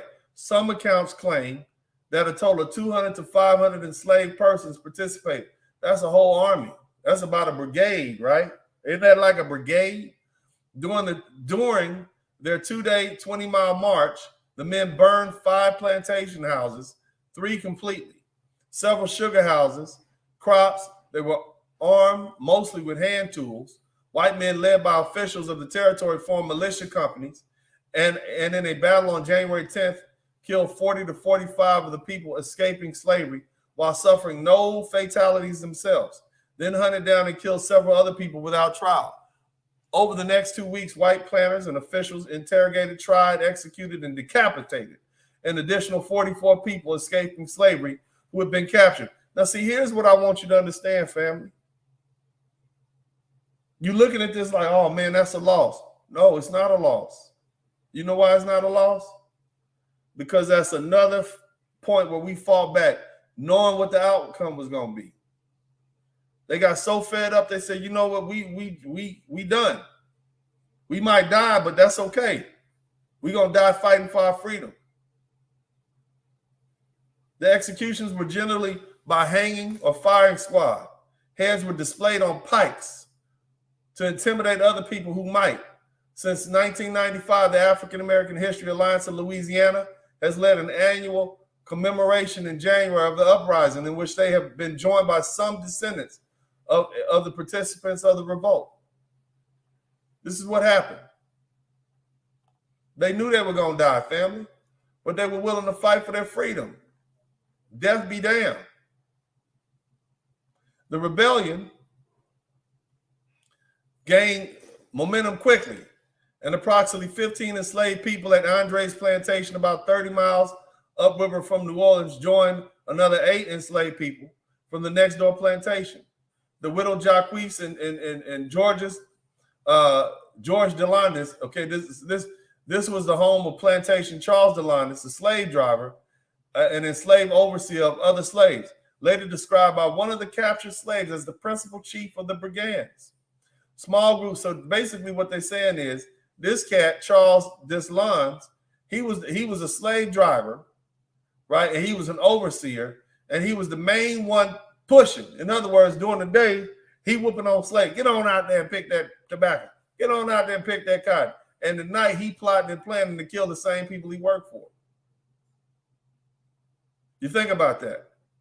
The one smiling in your face. So all these brothers and sisters wanted freedom. Who you think was killing them babies in the house, them white babies? It was them house Negroes and slitting the white folks' throats when they slept. Everybody wanted freedom. They's the one that, the house Negroes the one getting them little women in there and them boys getting raped and molested, getting hit upside the head, right? This is what was going on. They was tired of it. Tired of it. Full of it. Now, the next one I want to talk about is Nat Turner's Rebellion. Y'all know about Nat Turner. Nat Turner's Rebellion, also known as the Southampton Insurrection, was a rebellion of enslaved Virginians that took place in Southampton County in August 1831, led by Nat Turner. Now, y'all know Nat Turner was a preacher, right? And he used the Bible to inspire himself and others to fight against. He started reading the whole Bible, not just the part of the Bible that they allowed him to read. The rebels killed between 55 and 65 people, and at least 51 of whom were white. So they had to kill a couple of black folks too. The rebellion was effectively suppressed within 5 days at Belmont Plantation on the morning of August 23rd, but Nat Turner survived in hiding for more than 2 months afterwards. There was widespread fear in the aftermath, and militias organized in retaliation to the rebels. Approximately 120 enslaved people and free African Americans were killed by militia and mobs in the area. The Commonwealth of Virginia later executed an additional 56 enslaved people accused of being part of the rebellion, including Turner himself. Many black people who had not participated were also persecuted in a frenzy. Because Turner had been educated and literate, as well as a popular preacher, state legislators subsequently passed new laws prohibiting education of enslaved people and free black people, restricting rights of assembly and other civil liberties for free black people, requiring white ministers to be present at all worship services. That's 1831. So we've gone from 1712 to 1831. All you see is war. Mind you, it's 100 battles that they ain't wrote about. But this is what I want to talk to you guys about. Are you familiar with the Gullah Wars? You guys know what the Gullah Wars are. This is where we're going now. They never want to talk about this. This started in 1738 and didn't end till 1858. So this is an ongoing battle. I want to introduce you guys to some video. Okay. I want y'all to kick back and check this out. Hit the number 1 button if you're with me. Hit the number 1 button for the ancestors, family. Happy Black History Month. We got to get rid of these feelings of black inferiority. We got to get rid of these feelings of we were slaves. No, we were warriors. We were fighting our asses off. Fair use. Let me know if you can hear this, family. Fair use.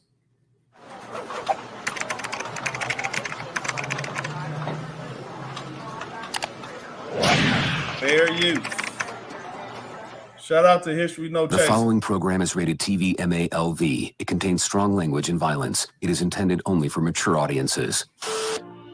Blacks were happy, obedient slaves who sang spirituals and waited for the good Lord Jesus to come and set them free. Let me know you can hear me. They hardly ever rebelled against their horrific conditions because they knew that if they did, they would end up with nooses strung around their necks and their bloody decapitated heads mounted on poles along the major thoroughfares to set an example for any enslaved Africans who even contemplated doing the same. Wait a minute, that's not historically accurate. There's more to the history of so-called African Americans than our enslavement that's pathetically portrayed in movies such as Roots and 12 Years a Slave. For example, the Gullah Geechee people living along the sea islands in South Carolina and Georgia fled their enslavers and established numerous independent settlements throughout Florida. And I'm not talking about that dilapidated Spanish-controlled town called Gracia Real de Santa Teresa de Mose that revisionist historians and white supremacists falsely prop up as the place where blacks fled to and lived happy and free. Were it not for the unprovoked, ungodly, and relentless pursuits of one of their greatest nemesis, Andrew Jackson, and Presidents Thomas Jefferson, James Madison, and James Monroe, the Gullah people would have reestablished Florida as an independent black nation similar to Haiti.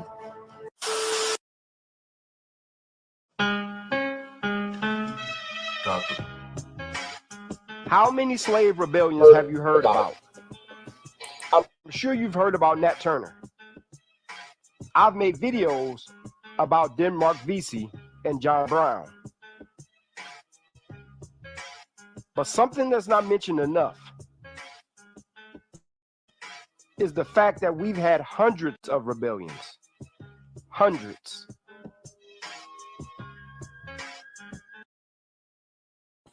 Did you guys hear that? We've had hundreds of rebellions. Hundreds of rebellions. You understand what I'm saying? We've had hundreds of rebellions spearheaded by black men. So the next time one of these suckers tell you descended from slaves, say, no, we're descended from freedom fighters. And we're still fighting. You're descended from who? You ran over here. So what does that say about you? Huh? You make sure you let them know what your true history are. Black Americans should be proud. You should be you should be the proudest group of Africans on this goddamn planet. Nobody's had as hard as you, and nobody has fought as hard as you for as long as you have.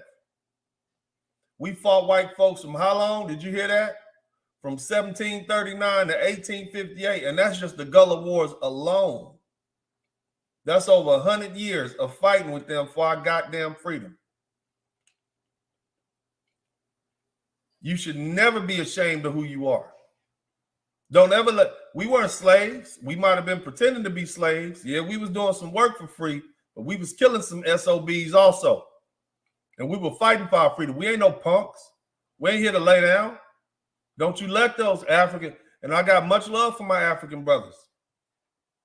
Got much love for my West Indian brothers, Haitians, and y'all fought y'all was, but y'all ain't fought like this. You didn't fight for 100 years with no backup, knowing that you was gonna die.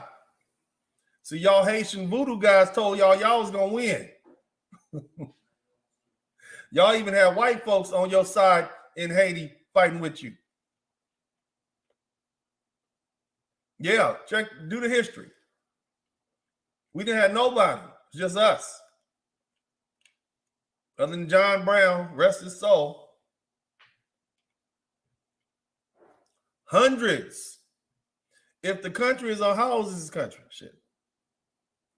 1776. It's 2022. This country 250 years old, and we've had hundreds of battles. What does that tell you? That's every guy 1860. 160 some battles in so many years. That's a fight every year. You know, white folks are scared to death of us, man. Let's keep listening. Hit the #1 button. And one rebellion that never gets talked about are the Gullah Wars.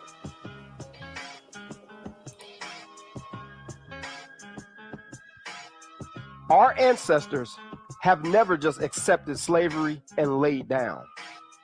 We have always fought back. Did they capture some of us? Yes.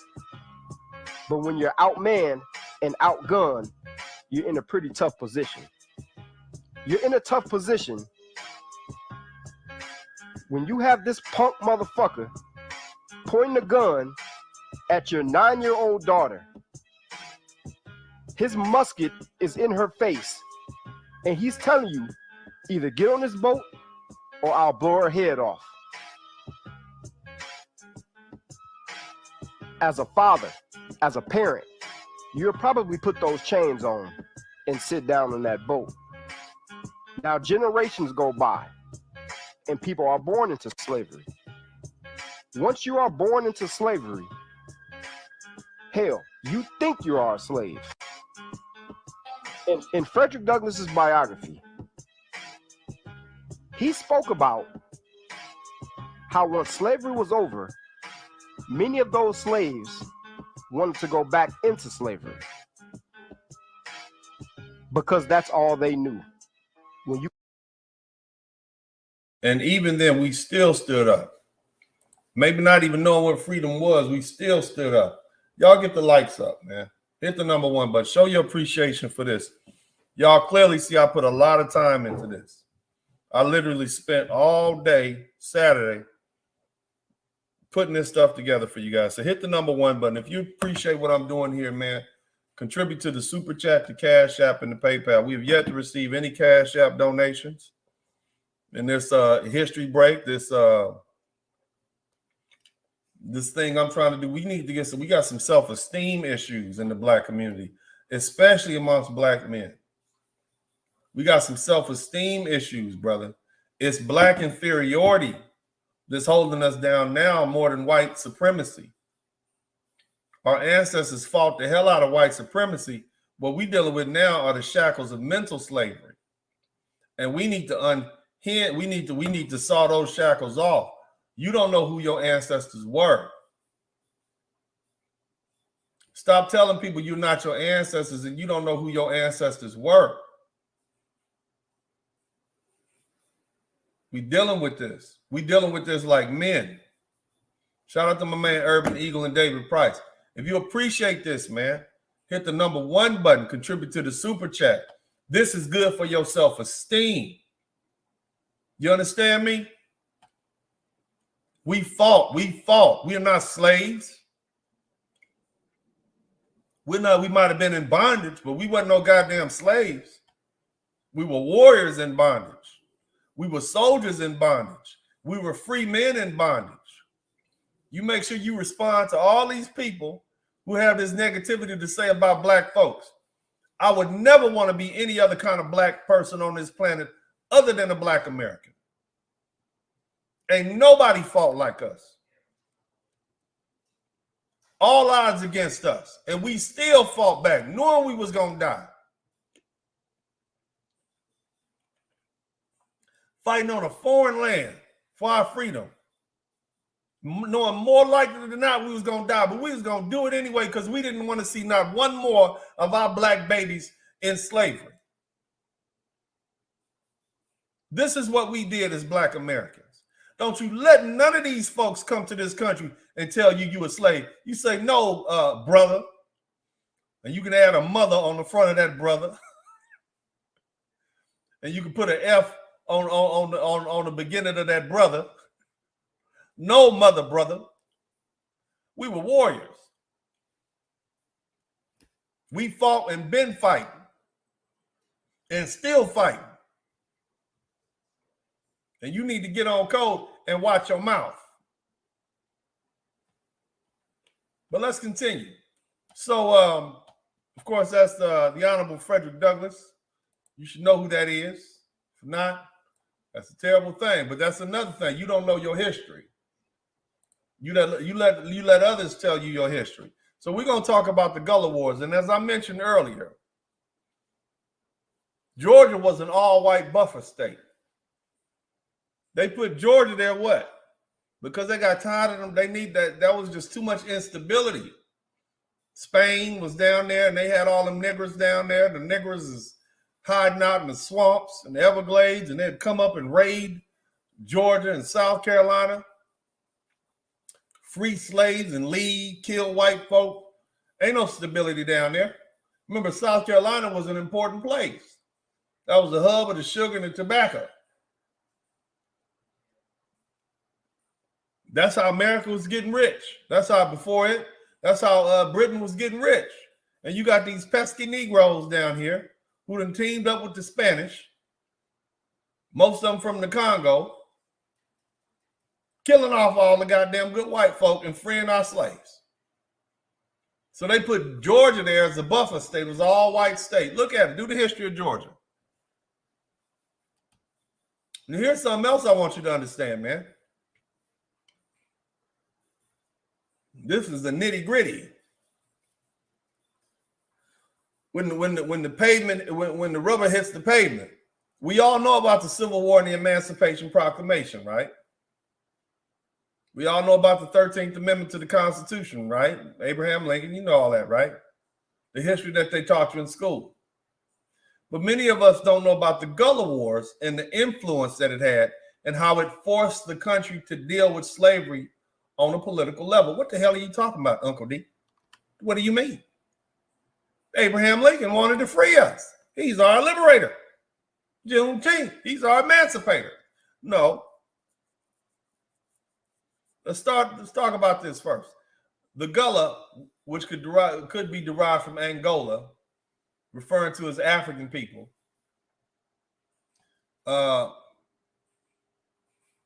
These African wars, they helped the Spanish in their fight against the colonial powers of America. Now, Black people are deprived of their history, okay? And I'm gonna get back to my point. Black people are deprived from their history and the strength that their legacy inspires. American history has been told with a skewed narrative so as to suppress the exploits of Black people and denote their victories, therefore suffocating the greatness in future generations. They don't want you to know your goddamn history. If I start telling you, brothers, you were descendants of warriors who fought every goddamn day they could, that might put something in your mind and make you think you should be fighting for what you should get right, what you believe is yours right now. The reason they tell you and teach you that all you did was lay down and be slaves is because they want you to lay down and be slaves now. The reason they put all these slave movies up with some great white savior, like 12 Years a Slave, some white man had to come down and save you, is because what? Because they want you to lay down until some white man comes and slaves you and frees you. They always talk about South Carolina and Georgia and how horrible these places were, not telling you that right there in North Florida, you had them Seminole Indians down there, them Black Seminoles down there, them Black folks that escaped down. So they was escaping north and south. Even some escaped to Mexico. But right now they were escaping down to Florida, hiding out in the swamps, coming up, raiding, hitting these white folks in South Carolina. You could go north and you could go south. North was cool, but south was better. See, we're taught in the public school systems about 1 or 2 slave rebellions. Y'all already know Nat Turner and Jim Brown. You know what I'm talking about. Goddamn, I just said his name earlier. The white dude, what's his name? The abolitionist. With Nat Turner and what's his name, y'all? The white, I just said his name. Goddamn, I can't. But those are the only 2 slave rebellions you talk about. They never tell you about the Gullah Wars, which lasted from 1739 to 1858. Why, oh why, would they not tell you about these wars that last almost 120 years?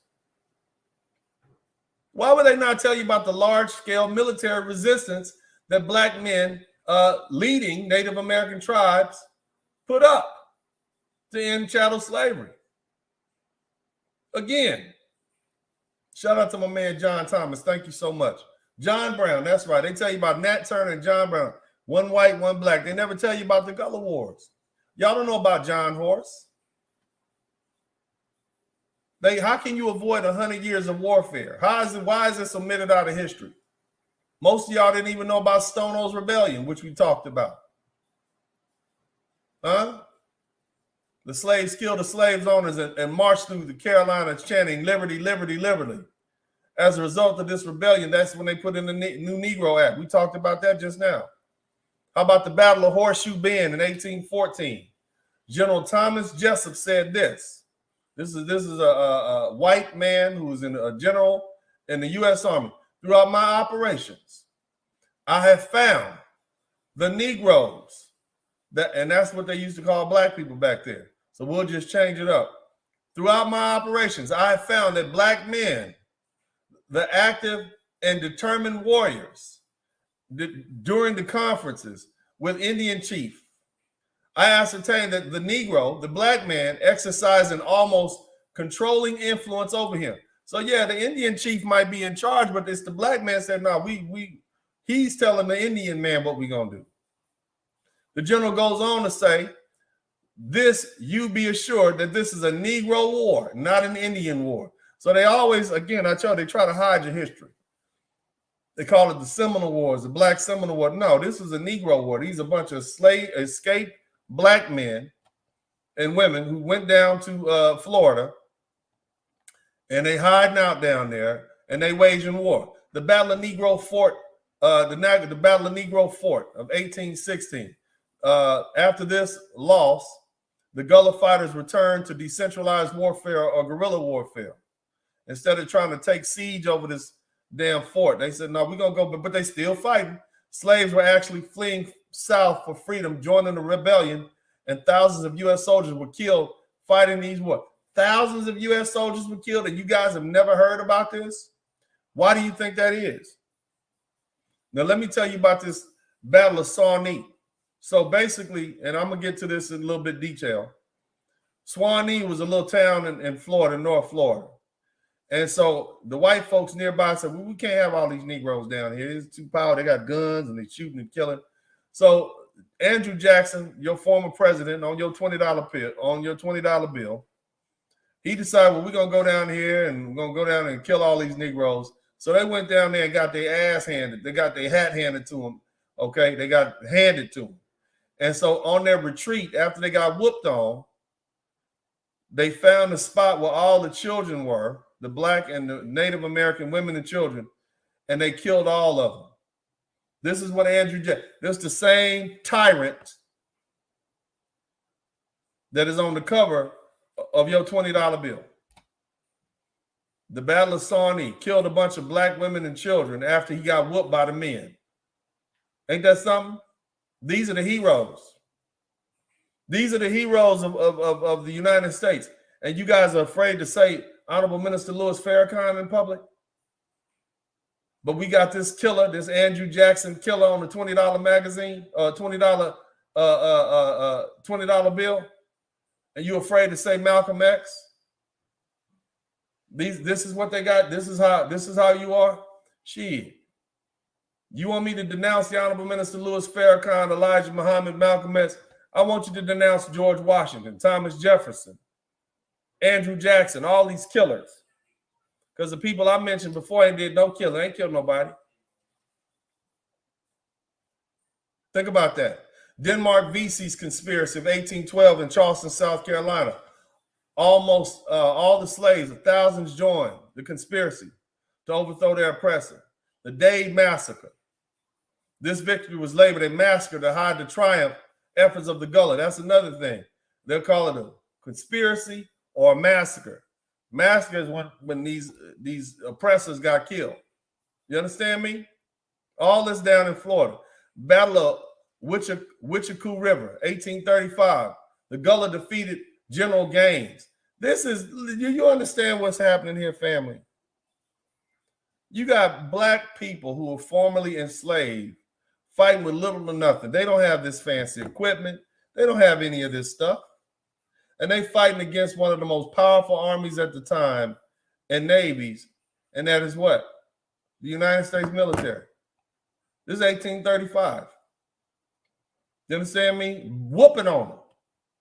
The Battle of Lake Okeechobee. Okay? What happened then? This is a lot of fighting. Clearly, we understand the history of America. We understand that bloodshed brings about change in this country. These Gullah Wars pressured the North. It pressured Washington to end slavery. And the Civil War was more like a formality orchestrated by what? Necessity. And so when you have public school systems that are created to educate workers for industry, why would they teach you history from the perspective of some of their best workers, which would probably make them not want to work and say, hey, I could be an owner. My people took this cut. It was a couple, we won a lot.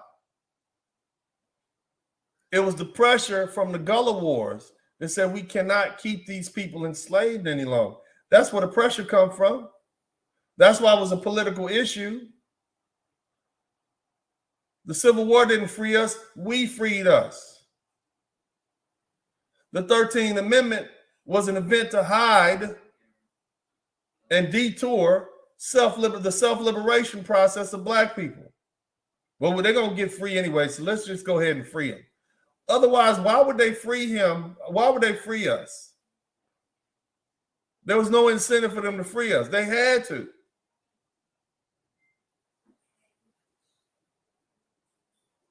They had to. Because if they didn't, we was going to free ourselves and they wouldn't have no control over it after that. Then they was going to like, well, we freed ourselves. Why we got to listen to you? We won that battle.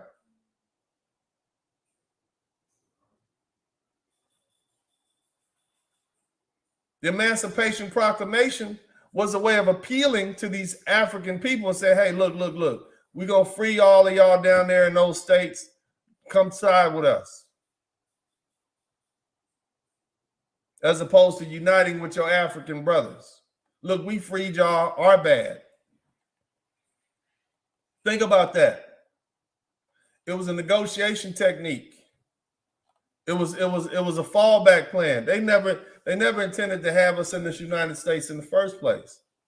We was always supposed to be worked to death, killed off, and died, and it was supposed to be an all-white enclave. But here we are. We fought back. The only reason we're still here is because we fought. Y'all remember that, man. Now, I'm going to talk a little bit about what's called the Seminole Wars, and then we're going to open up the chat. Matter of fact, I'm going to go ahead and open up the chat room now. You guys appreciate this? Is this good stuff, man? Is this what y'all want to hear during Black History Month? This is motivating to you? Huh? The link is in the chat room. I want to hear what you have to say. You should be motivated by this. You should never let anybody tell you what you can't do and what you can do. You come from a generation, you come from warriors. I bet you them black folks back there didn't believe in white supremacy racism. One of the problems that we got too many goddamn academics. We got too many people that make too much money telling you you can't be free. And they're not gonna stop saying it until you liberate yourself. They get paid by playing off of your insecurities. Keep that in mind. They get what? They get paid by playing off your insecurities, brothers. They keep preaching that it's not so much white supremacy as the problem, it's feelings of black inferiority. And we don't do that here. I don't accept that. We don't accept black inferiority on this page, not in this house, not in my office, not in my life. We don't accept that. We do or we die trying over here. And these are the type of men that I'm raising. And these are the type of men that I expect from all of you guys who say you support me, you appreciate what I'm doing. This is what we do here. Now, I'm going to talk a little bit about the Black Seminole Wars. Now, because see, the thing is, the Gullah Wars have been distinguished in the education system as the Seminole War or the Indian Wars, when in fact, black men joined forces with Native American tribes to fight against white supremacy, even forming the Negro towns, which serves as refuge for slaves who could escape the fields of their oppressors. Now, this is Georgia and South. Look, I'm going to tell you, Georgia, South Carolina, North Florida, special places. Warriors from down there. Why you think some of the best athletes in the world come straight up out of goddamn Florida and Georgia? It's that warrior spirit. Now, the thing is, the Black Seminoles, as they are called, are a small offshoot of the Gullah who escaped from the rice plantations in South Carolina and Georgia. They built their own settlements in the Florida frontier, fought a series of wars to preserve their freedom, and were scattered across North America. The Gullahs were establishing their own free settlements in Florida's wilderness by at least 1700. They built separate villages and thatched roof huts surrounded by fields of corn and swamp rice, and they maintained friendly relations with mixed population of refugee Indians. In time, the two groups came to view themselves as part of the same loosely organized tribe. In other words, the Africans and the Native Americans down there said, well, hell, we've been interbreeding and messing around and so long for decades now. We the same people. General Jackson, formerly known as President Andrew Jackson, referred to this first Seminole War as the Indian Negro War. In 1835, the second Seminole War broke out, and this full-scale guerrilla war would last 6 years and claim the lives of 1,500 American soldiers. They killed 1,500 white soldiers. But we don't never hear about this. This is 1835. You hear me? The Black Seminoles waged the fiercest resistance as they feared the capture or surrender meant death or return to slavery. They were more adept at living and fighting in jungles than their Indian comrades. Ain't that something? Now I want you guys to check out a couple books. Okay? Let's put this up. And y'all get the likes. I want to hear y'all come in. I want to hear all the reasons why black men can't succeed no more. Where all y'all at? Tell me this is, what do y'all call that? This is that elitist pull yourself up by your bootstraps talk. That's what me telling you what your people doing, man. Go ahead. Tell me that. Tell me this is elitist talk. I'm telling you what our ancestors did. This is a book. I want you to check it out. It's on Amazon, The Invisible War. All right. The Invisible War attempts to redress a fundamental misconception lodged in the heart of American history. The notion that there was no significant collective resistance to struggle against slavery by captured Africans who had been forcibly immigrated. They were stolen, not immigrated. It was kidnapped and brought to the United States from the mother continent. Such as lacuna may stem from the extent to which then contemporary records sought to disguise the true nature of what are presently called Seminole Wars as just another set of Indian wars, rather than a struggle of African resistance to slavery, conducting an alliance with Indian resistance to ongoing colonial encroachment. What are they saying? Basically, what they're saying is this was black people fighting against you. That whole Seminole War thing, no. That's black people fighting against you. And the Indians joined in because they just got tired of y'all taking over their land. Damn goddamn colonizers. While the academic and public understanding celebrate the heroes of the Underground Railroad for facilitating the movement of Africans towards freedom in the North, there is virtual silence surrounding the more logical, more sizable, more political significant movement of self-liberated Africans southward to free territories in what is now Georgia and Florida. See, here's what you got. They're quick to tell you about Harriet Tubman. They ain't gonna tell you about John Horse. First of all, because Harriet Tubman was a little short, little black woman, just sneak in and sneak out. These black men in Georgia and Florida in these wars, these were black men like, no, we not only are we not running away, we coming back and killing you and taking stuff from you. You understand what I'm saying? That's not a story that they want to bring up. We fought for our freedom, brothers.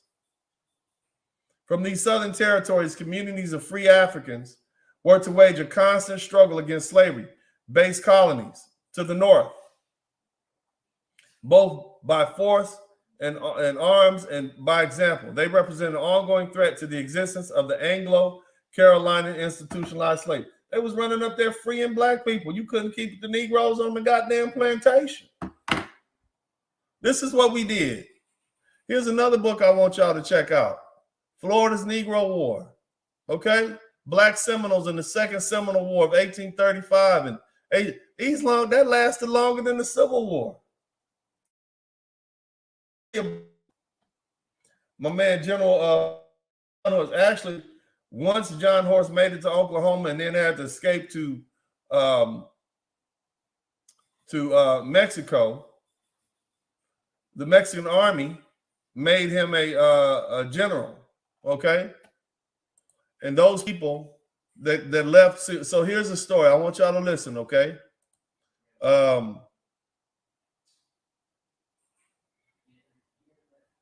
So they fought and fought. And when I say they, I'm talking about in the Gullah Wars, the Seminoles, the black, they fought and fought, and eventually they were sent to, they fought so hard and said, look, we can't keep fooling with these people. Let's try to broker a deal with them.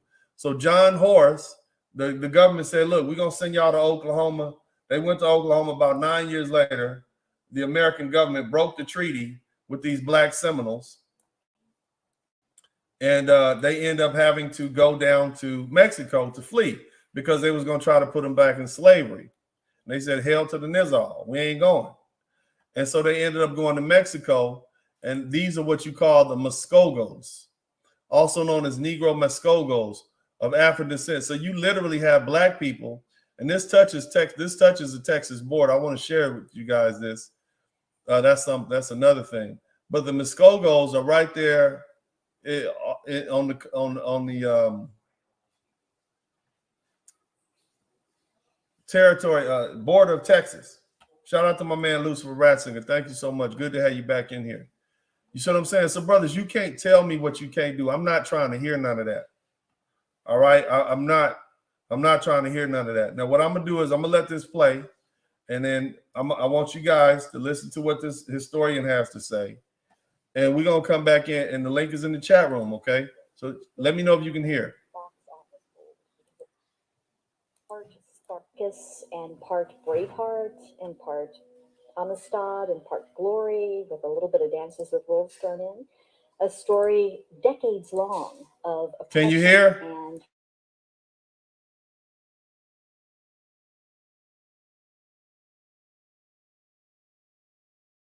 hopefully we can correct this. Can y'all hear? Can y'all hear? Let me know if you can hear it. If you can hear it, hit the #1 button. John Horace and the Black Seminoles deserve to be remembered for a number of reasons. They created the largest haven in the U.S. South for runaway slaves. They led the largest slave revolt in U.S. history.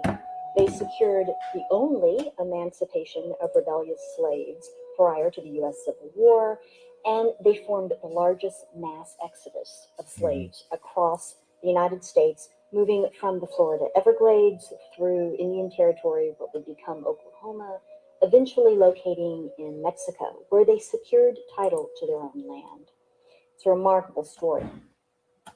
It's overlooked not just by filmmakers, it's not well known in popular culture, and in fact, it's been overlooked by historians of slavery, if you can believe it. In the early 18th century, two groups in particular fled the colonial South into Spanish Florida, into the Everglades. One of these groups were Seminoles, who were migrating from the various colonies, just trying to avoid white encroachment, basically, trying to move someplace that white colonists weren't. And the other group was runaway slaves, people who were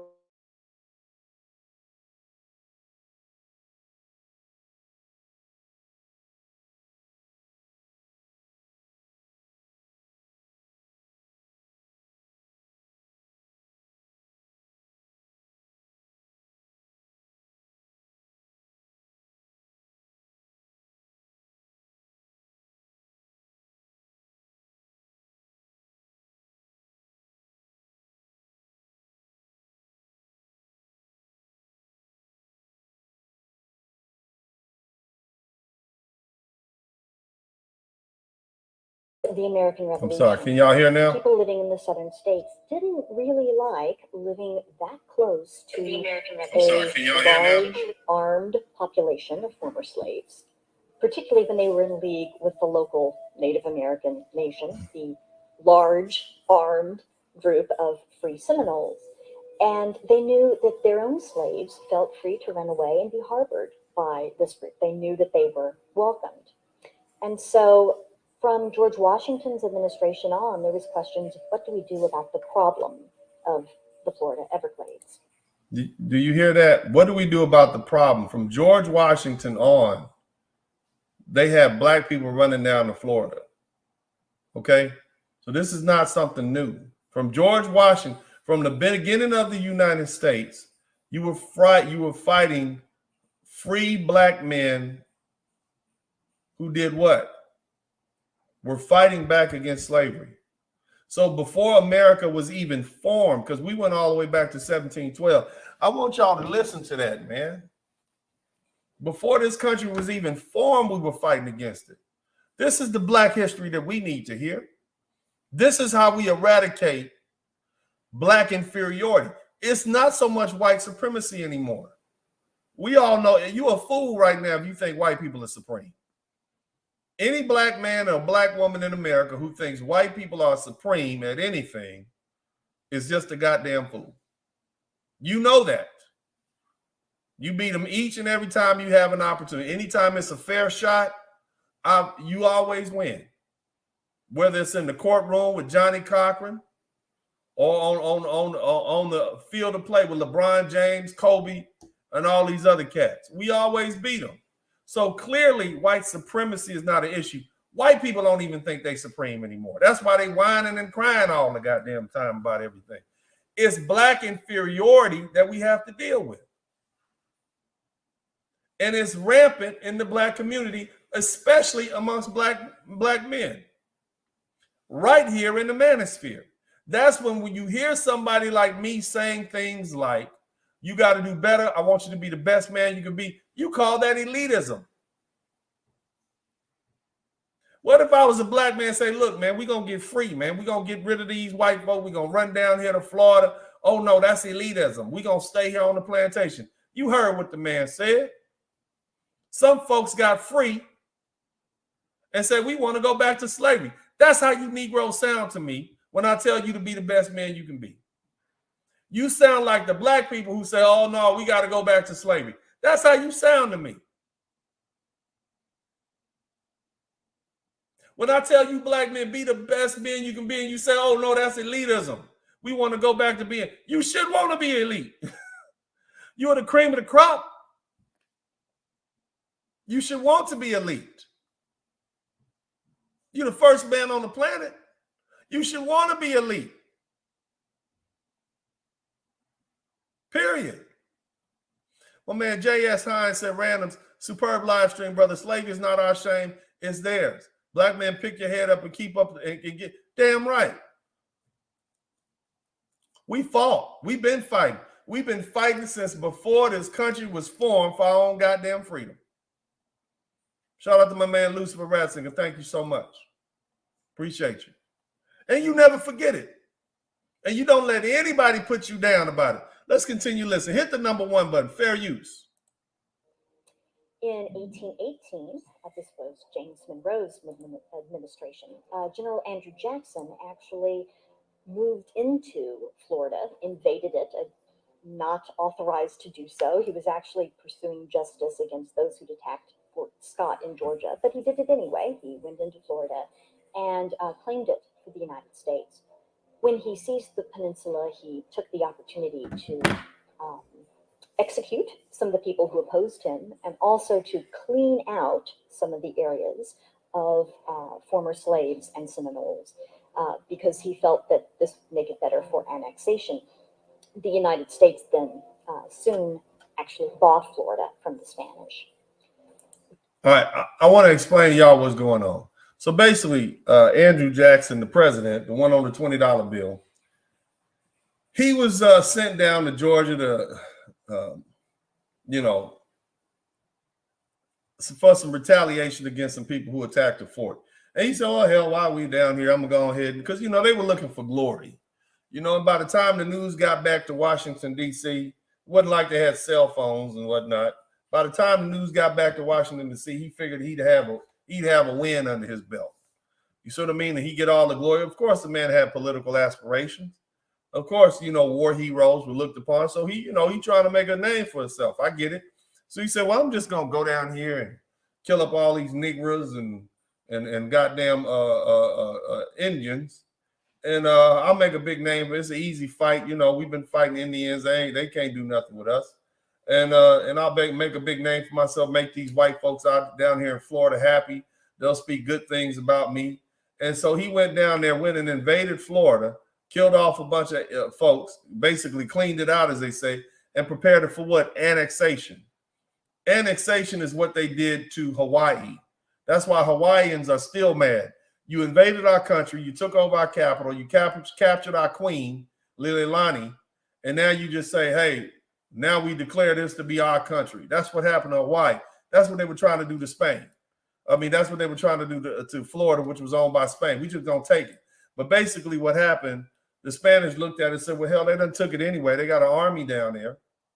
So what are we going to do? We just sell it. We just sold it to them, right? But now you still have the problem of what? Those Indians and those black people. The Seminoles who went there to get away from white people, and those black people who went down to get away from white people in their slavery. One was getting away from enslavement. The other one was getting away from encroachment and colonization. Nobody wanted to be around the white folks. That's what all those Seminoles had in mind, in common. My man Lucifer Ratzinger said, fact, slavery was a choice, and those black men of that time knew and understood that. Those men and women fought alongside. And you know what? It's hard to admit, but you either have death, or you can remain enslaved, or you can fight for your freedom. So there was a choice. Just some hard goddamn choices to make. That's what was happening. And a lot of people don't want to accept that, because a lot of you fear death more than you. Some people just don't feel the way you do. Some people think a life in an enslaved life is not life at all. And they say, I'd rather die fighting than be enslaved. That's what they mean. That's what Lucifer Ratzinger means by slavery was a choice.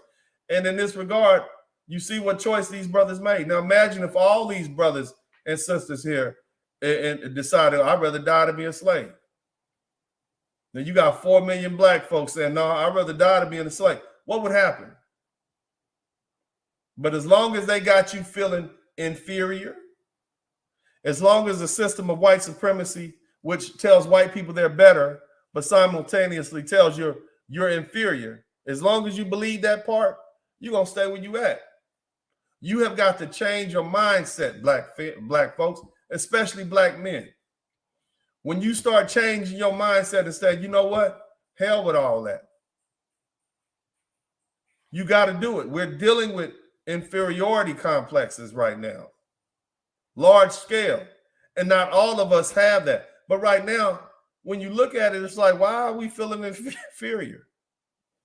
If middle class is the thing to be, and you got 60% of black men in the middle class are wealthy, America's about making money, and it looked like 60% of black men are on the right path. Why do you feel inferior still? Why do you still let people tell you what you can't do, and you see 60% of your brothers have done it already? And even some of you in the 60%, you still making excuses for what you can't do, and you did it. That's inferiority like a mug. You understand me? Let's continue listening. When Jackson became president, he decided to make sure that the Black Seminole communities were moved out by force. So he pursued this in his policy,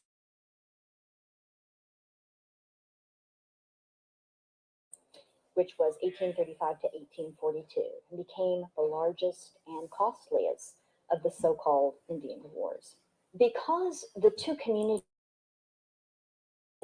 the former slaves and the Seminoles. Did you hear that part? Of all the wars that America has fought against Indians, that was the largest and the costliest. Now, who was down there fighting? It wasn't just Indians. What did General Jessup say? It's these Negroes down here running these Indians. These Indians ain't saying a goddamn thing. It was the largest and the costliest. If that's the largest and the costly of the Indian wars, why have we never heard about that in history? What would that do to your mind as a young black man if during Black History Month they wasn't talking about we shall overcome and I have a dream? They was talking about these Negroes fought us so hard in 1835. It was one of the largest, costliest wars we ever had that they fought for their freedom. What would that do to your 5, 6, 7, 8-year-old, 9-year-old, 10-year-old son and daughter? You damn sure wouldn't think you're slaves. You said these are free black people who forced their way to freedom and then turned around and fought against the U.S. Army So think about it. You got some free black people down there with guns and hatchets, and they fighting against the Navy SEALs. They wasn't sending rookies down there to fight against these black men in these swamps. They were sending the best soldiers that they had, and them soldiers were getting routed up out of there. They've been fighting for 120 years. You think they're going to send some suckers down there? They sent the best of the best, and they got their butt handed to them. That's why they don't tell you about that. This is what your black American brothers and sisters did. And here's the other thing. The importation of slavery had ended 35, 40 years ago. So it's no longer like you got Congolese coming straight over. These are black folks saying, hell with that. These are black folks 3, 4 generations in, straight off the plantation, say, hell with that. You ain't gonna have me in slavery. I'm gonna fight you. I'm gonna fight you. I'd rather die fighting. This is the spirit from which you come from, brothers. So when we say stuff like, I'm not my ancestors, man, you don't even know what you're saying. We are our ancestors. And we want our ancestors to continue being proud of us. They've done all the heavy lifting, black man. They fought for your physical freedom. All you got to do is break these shackles of mental slavery. That's all you got to do. And you do that by what? Excelling. You do that by what? Pushing and pushing and pushing yourself to be the best you can be. And never quitting. This is what your ancestors wanted you to do. You've been lied to so long about you being inferior that you really settled to be in that place. And really, it's all on you at this point. This is not an elitism conversation.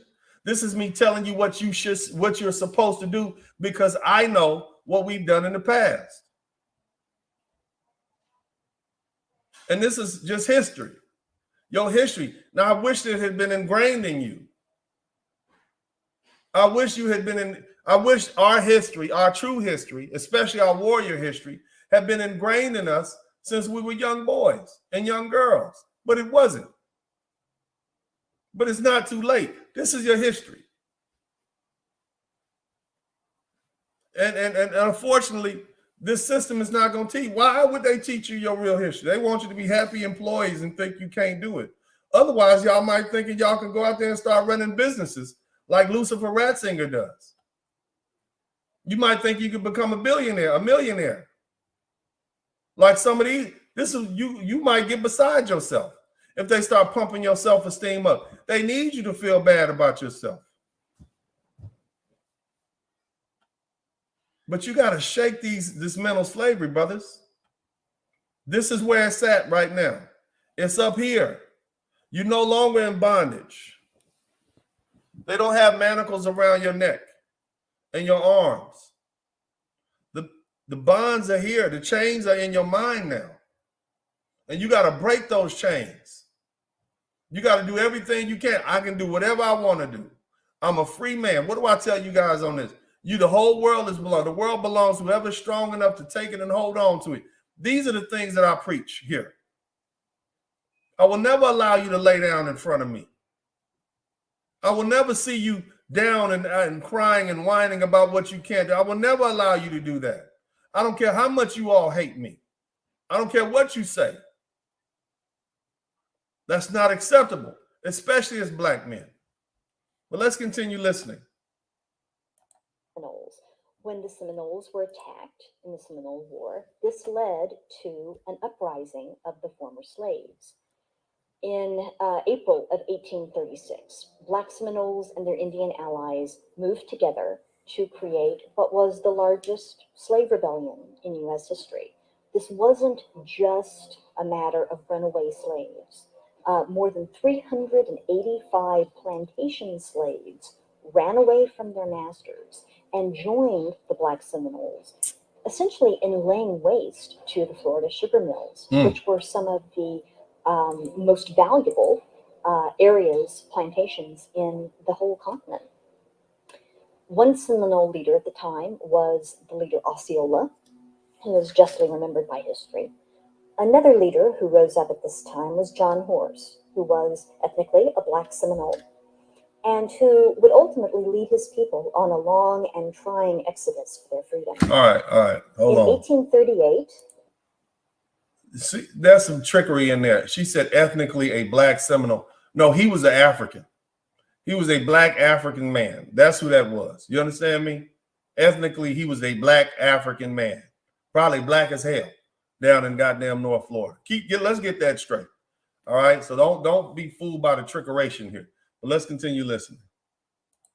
John Horse and the Black Seminoles agreed to stop fighting the U.S. government in exchange for moving to what was then considered to be Indian Territory, which is now today the state of Oklahoma, and for legal recognition of their freedom. So despite the fact many of them were runaway slaves, they would have the opportunity to start over again as free individuals. Once they moved from the Everglades to Indian Territory, however, they found that their freedom was under attack, both by whites and by other Native Americans. All right, so basically what's going on, they got John Horse and those Seminoles to move out of Seminole. They got to get them, we got to get them out this goddamn swamp. They've been fighting us for 120 years in this goddamn swamp. Got to get them out of this goddamn swamp, and we're moving to Oklahoma. That's the territory they're not familiar with. So they put them over there in Oklahoma, and then you got the white folks who are taking over Oklahoma, and the Indians who are already there fighting against them. You see what I'm saying? So that's what she's saying, all right? In 1848, a decade after they had made the agreement with the U.S. government, the U.S. Attorney General announced that the government never had the authority, the power to recognize their freedom. And in fact, they were still, those who had been slaves, still enslaved. All right, so basically African Americans were property. So the government cannot say, oh, we can write a deal with you, you guys are free. No, in actuality, 10 years later, after y'all done went over to Oklahoma and calmed down and everything, no, well, you know what, we didn't have the right to free you. Isn't that terrible? The stroke of a pen. These are the lies, right? But John Horse didn't fall for it. Keep listening. Listen what old John Horse did. This was like opening season on them, basically declaring that they were there for the picking. And so they did the only thing they could do. They fled once again. Without security in Indian Territory, Horse and his Seminole ally Coahuila promptly went to Mexico, where slavery was already illegal and had been for a couple of decades. There, Horse became famous as a general in the Mexican army, and his people found a way to make a life. Once they relocated to Mexico, things changed. All right, so let me give you a little geography. This is Houston, right? This is Houston right here. Okay, that's Austin. Okay, so right up in here, basically, right down here, which is probably about 100, 200 miles from Houston, is where our African brothers landed. They call themselves the Muskogos. So if you go there right now, there's a small percentage of those Africans that came from Florida, North Florida, up to Oklahoma and then landed down here. Okay, so they're still there. That's our heritage, man. They're right there. The truth is right that these freedom fighters are right here. Okay, so if they ever wanted to do a movie, this is not made up. They are right here. I'm gonna pull some pictures up so y'all can look at them, but keep listening. Slave catchers from the Republic of Texas went over the border to try to find the runaway slaves, now free men. They met resistance not only from the Black Seminoles, but also from the Mexicans and the Mexican army itself. Eventually, the Black Seminoles, led by Horse, gained legally recognized Mexican land, Nacimiento. Why isn't this recognized today? Well, for one thing, historians tend to be historians of Native American history or historians of slavery, but there's not many that move among these subjects. And it's a bit confusing because you have both the issue of runaway slaves and the issue of Native Americans kind of blended together. So it seems to fall through the cracks. Tradition is that Nat Turner's rebellion is the big turning point in the history of slavery and slave revolt. That happened before the rebellion of the Black Seminoles. So it doesn't really fit the traditional trajectory. And perhaps most importantly, it really represents a blemish on U.S. history, not only because of the poor. What she means is they got their ass whooped. Number one. Number two, they outright lied and turned their back on these people. Say, "Oh no, you're slaves again." We don't. So it's just that's why they don't want to talk about it. Would you want to talk about that? Hell no. Let's continue listening. Treatment of Native America, as represented by the Seminole War. Not only the poor treatment of African Americans through the device of slavery, but also because this group really did manage to negotiate a separate peace with the U.S. government, and 10 years later, the government turned their backs on them. So it's, in multiple ways, a difficult story for people of the United States to tell. But it's worth remembering that it's a difficult story for the people of the United States to tell. Why? Because then they would have to admit we got our asses whooped by these black folks, and black people weren't just these happy, easy to get along with, happy slaves that we decided to let free. No, they fought for their freedom. It got so bad we had to free them, and then what flowed from there was we just gotta let them go. Let's keep listening.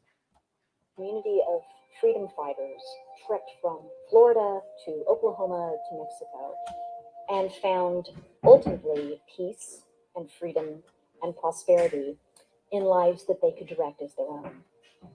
I recommend highly the website johnhorse.com for more information.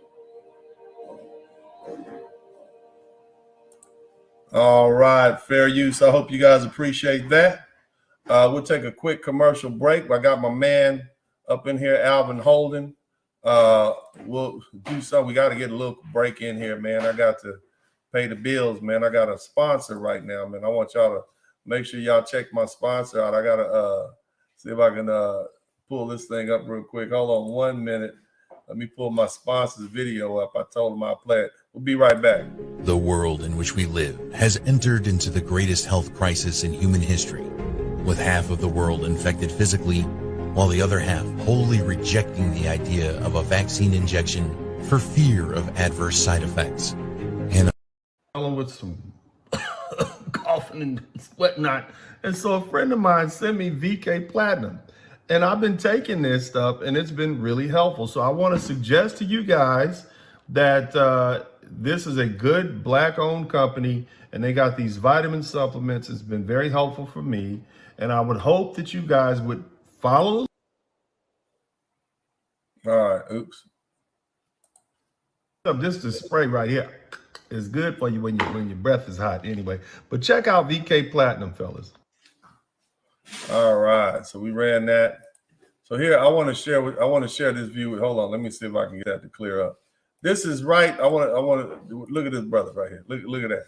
Look at that. See this dude right here? This right here is one of the descendants of those black Seminole Indians. Just across the border, this Mexican community also celebrates Juneteenth. The Southern Underground Railroad, which we never hear about, formerly enslaved people reached freedom in northern Mexico. One village here has observed Juneteenth, Dia de los Negros, for 150 years. Why do you think it's been 150 years? Because that's when they got there. Here's another one, Mexican village. Look at these folks right here, right? Some of you Mexicans down there, you keep that in mind. Los negros. Tú estás los negros conmigo. Tú es mi hermano. Tú no blancos. Escúchame. But anyway, brother, welcome, Alvin. How you doing today, sir? Great, thank you. Uncle D, can you hear me? I gave that long ass history lesson. Nah. I needed that. See, that's what we've been missing, man. That's what we've been missing. Because that's the you know, I think that we have a lot of shame with slavery, and it's not and we haven't, the majority of us haven't gone the extra steps to learn the history.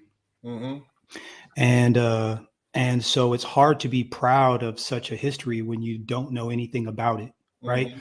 You know, if I was a you know, if I was an Italian and I was like ancient Rome and the gladiators, and there's so many things to be proud of. Right. You know, we're not connected to Africa. Most of us don't know what part of Africa we may or may not have come from. So we've got this void where there is no kind of a pride or dignity in who we are. And these are the types of stories that we need to hear to kind of build us back up again. And they've been intentionally forgotten. Yeah. And I know because I went looking myself. Like I said, I've been on a 2-year journey myself of re-educating myself about the American history, Black history. And these are the things that come up. And it's funny because, again, it'll coincide with a lot of the legislation that has been passed for the country. A lot of it is based around these events. So thank you more than anything. Well, the thing is, it's not so much about just knowing history, it's applying it. And we need to hear this right now, because you got a lot of brothers who are already defeated. When I tell them, hey, brother, stand up, be the man you're supposed to be, you hear the stuff they say on my page. You're an elitist. You think you're better than us. Like, bro, are you kidding me? Do you not know what our people accomplished with far less? Man. They didn't have cars and cell phones and money and bank accounts, pens and paper. They had their arms, their feet, their hands and legs. They didn't have air conditioning. Hell, they didn't even have mosquito spray. No. And they took on one of the biggest governments in the armies in the world and won. Yeah. How do I know they won for 120 years? Because it took 120 years to get them up out of there. Yeah. To me, that's a win. They had to say, look, we're just going to let y'all go to Oklahoma. Yeah. We're going to let y'all go to Oklahoma because we can't want none. Washington was dealing with, all the way up until President Lincoln was dealing with these African warriors who had found themselves down in Florida. And that's just the Gullah Wars. We didn't even talk about the uprisings in 1712 in New York. I mean, that's why I started. And see, the thing is, man, we have got to be proud of being Black people in America. You call it descendant of slave. No, we're descendant of warriors. We're the people that keep fighting, kept fighting, been fighting, and never stop fighting. You see what I'm saying? So we can't let people punk us like that, man, and make us feel bad about our heritage anymore, man. You know what I'm saying? That's all I'm saying. And so that's one aspect I want to deal with. And the other aspect, seeing what you saw now and what our ancestors did and how victorious they were against the military, U.S. military. How can we now use this information to try to get rid of this Black inferiority complex that so many young Black men have, and older Black men? I can't do it. The white man won't let me. What waiting for white zaddy to slave. That's what this SYSBM, right? Why are you waiting for white zaddy to save you then? But go ahead, bro. Well, I think a lot of people have they want a sure thing, right? Like people want a sure thing. They don't want to risk anything. They don't want to, there was a mention of those slaves that after they were freed, they went back to the plantation because they didn't know any different, right? They didn't know any different. They didn't know any different, and they didn't desire to know any different. And the reality is that there's always going to be those. But see, and they're okay with us knowing about that. They didn't think they can do better either, bro. That's that low self-esteem. That's that Black inferiority. They didn't leave because it's like, well, we can't do better. If you had told them, well, if you walk 5 miles that way, it's some golden hills over there with all you want. They, well, I can do better. I'm gonna go down. I'm not going back to the plantation. That low self-esteem, that entrenched Black inferiority had a slave thinking that he can not do better than being a slave in his lifetime. Ain't that crazy? Just think about that, brother. It's wild. The psychology behind it is crazy. And the reality is it's exactly the same. It's exactly the same. I'm shocked at how many people have been on your page talking crazy. I'm like, yeah. What? I've had to read the words back again because I'm like, I'm not sure. I'm like, did he mean what I thought he meant? All of these, and it's. I think they have to see results, right? They got to see results until when they see results, brother, they don't. It don't matter. Yeah. See. You got Black men like yourself and myself and 60% of us who've reached the middle class. This is not 1960 where only 20% of us were in the middle class. This is 2022 when 60% of Black men have reached the middle class. You can't, there's no more excuses for that last little 20% who hadn't reached the middle class. If 60% of us can do it, what do you mean you being held back? If they was gonna hold us back, wouldn't they hold us at 5? Yep. Something like that. I can't, you running out of room. And the women are looking around like, well, all these, you got these Mexican dudes and these Koreans who coming over here painting toenails and cutting grass. The next thing you know, they run in major American cities inside of 20 or 30 years. Yeah, we have a hard time supporting our own.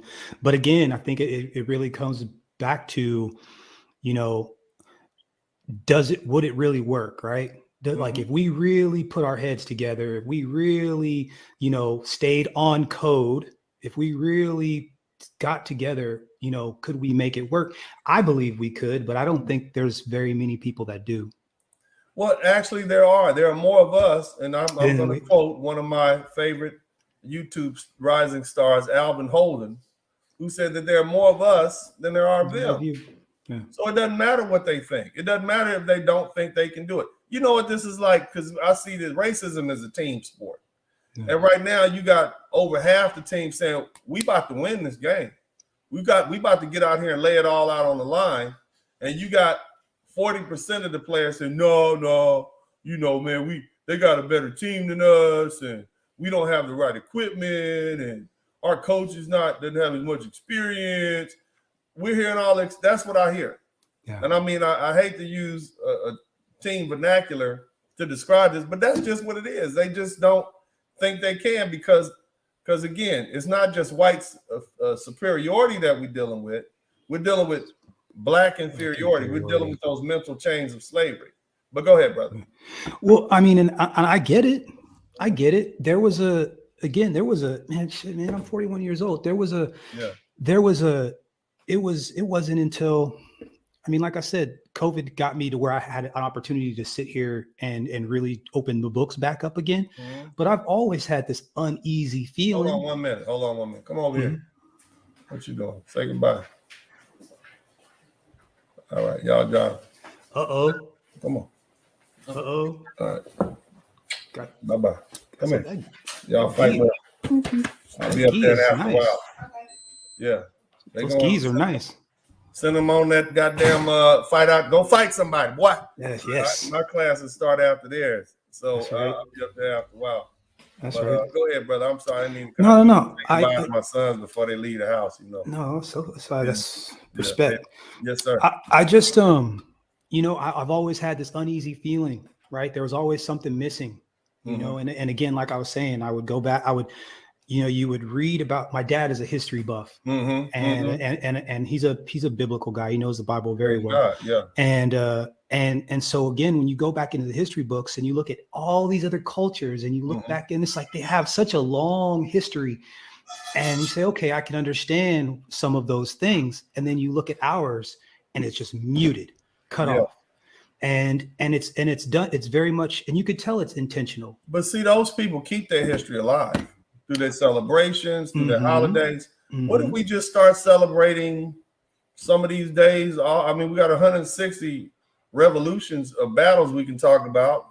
The war, we can talk about it. Why do we have to wait around? Just like what I'm doing here on YouTube. Why do I have to wait around for the white man to give me permission to celebrate our people's victory over them?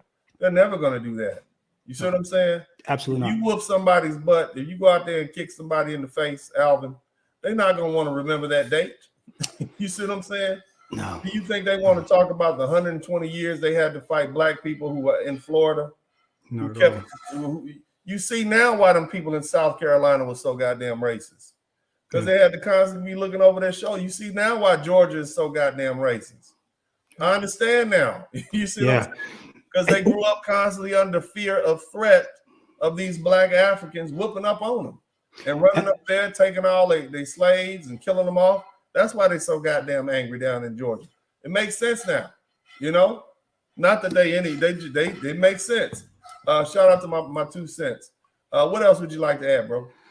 Like I said, I just thank you for being able to do this.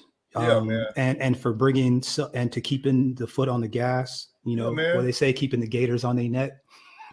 I'm not gonna ease up off of them because I'm tired. I am tired. I am so tired of this of the same old.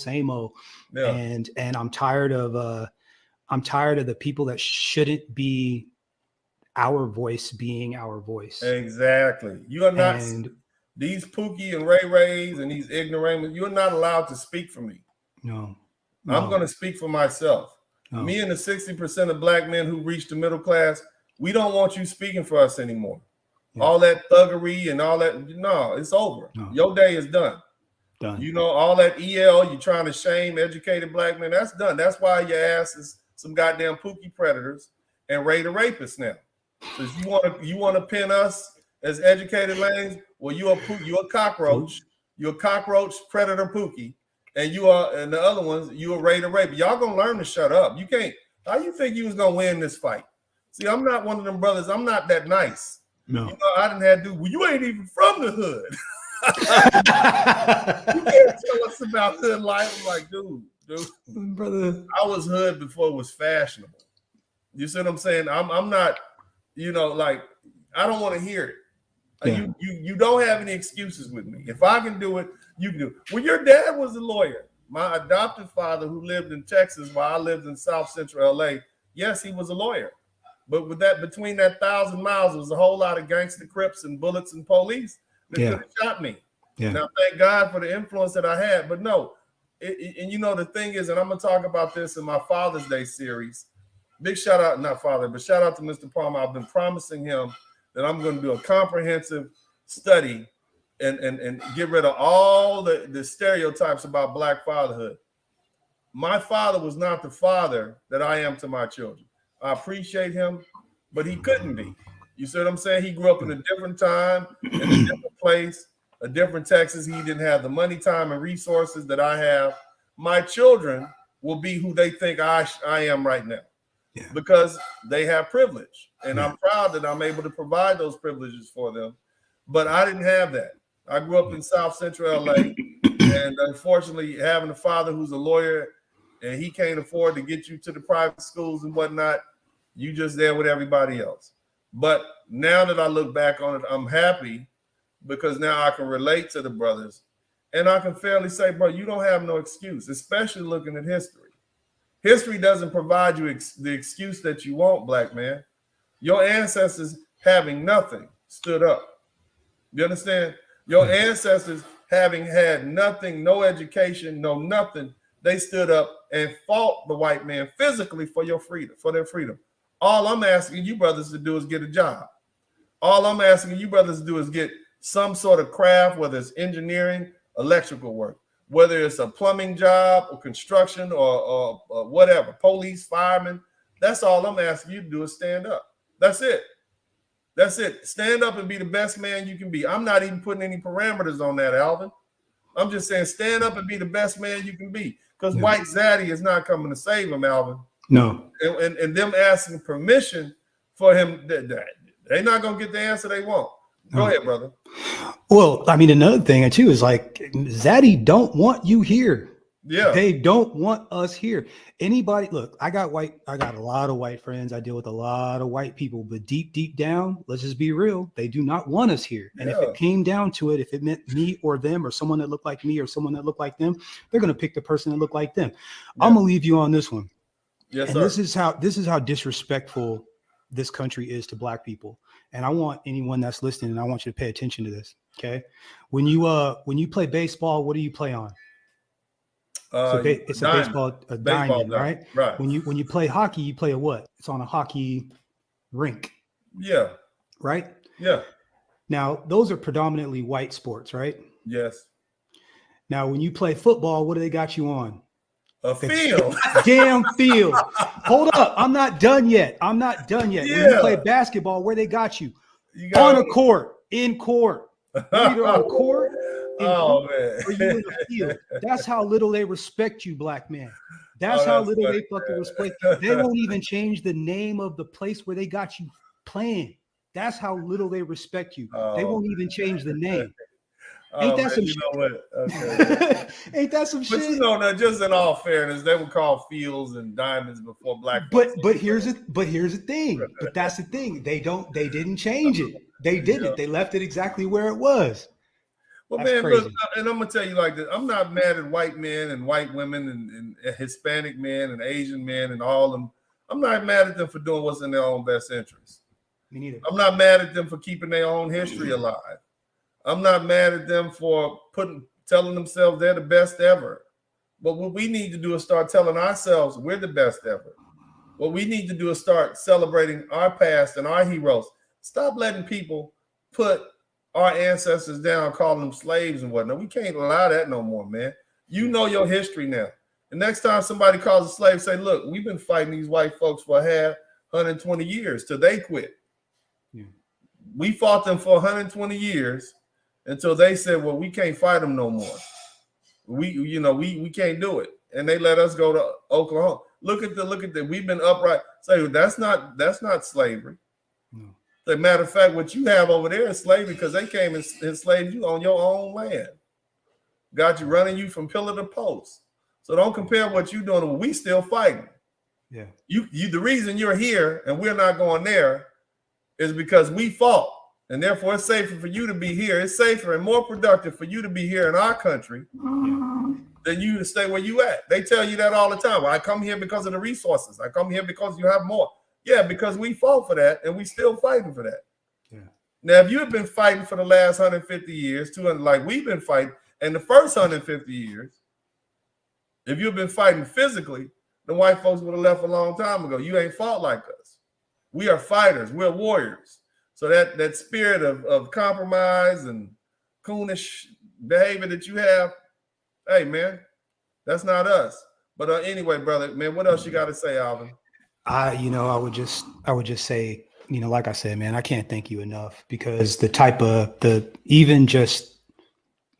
type of pride in just a small portion that you just did, just touch me in a place that, you get excited in a way that it's not typical, right? Mm-hmm. You're like, you know what, I'm hearing something I needed to hear because it's waking me up in a way that because I was running around working and once you got started, I was like, let me hurry up and get home so I could jump on here really quick and at least give you and at least say thank you in person because we need to hear more of this and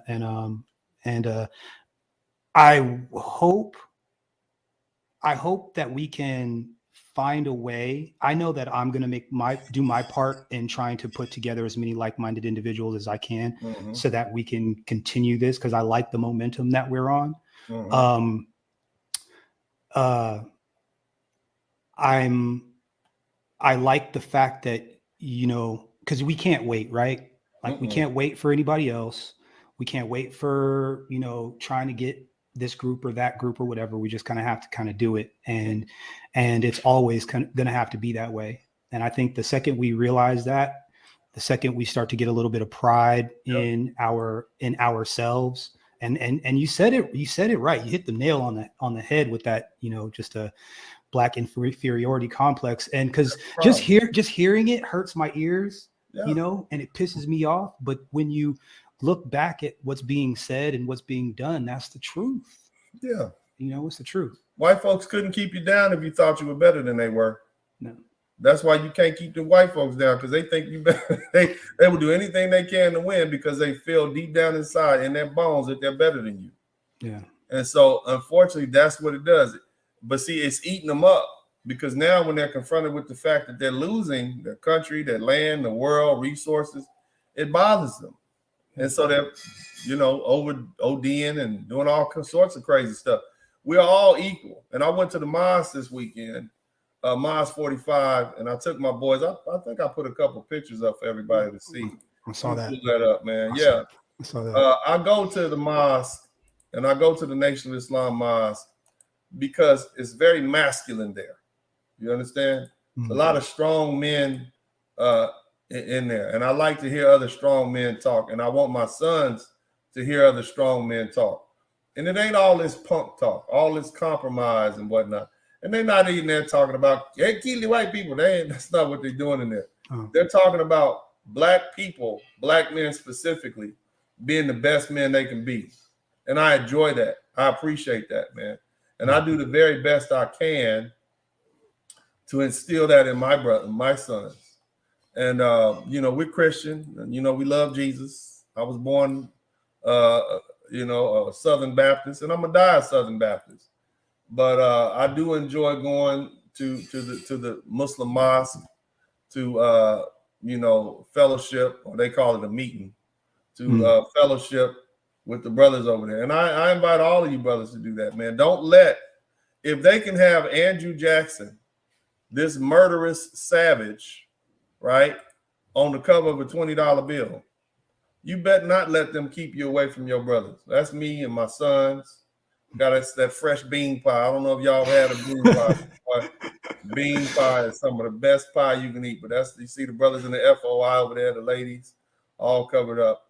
So you know, I say all that to say, man, you got to be, you have got to get rid of that inferiority, and you need to go where you need to go. That people talk strong, act strong, talk masculine. We want to be conquerors, not the conquered. Yeah. See, the ones that have that that inferiority complex, that black inferiority complex, they're the conquered, and that's how they want to keep you. Yeah. They want to keep you conquered, and I'm telling you, you're conquerors. Yeah. And I've showed you what your people did. I showed they fought the U.S. government for 120 years coming out of Florida. Not just that, but look at all those other uprisings. Yeah. Look at all that. White folks was paranoid as hell. They couldn't sleep at night. You know, you had that brother down in the German coast. So the goddamn slave, the mulatto slave driver was the one in charge. Like, who can we trust? You see what I'm saying?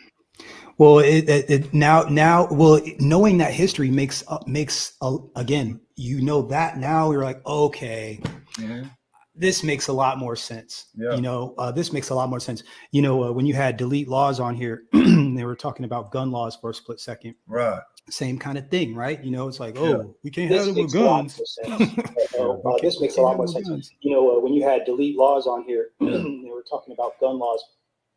Yeah.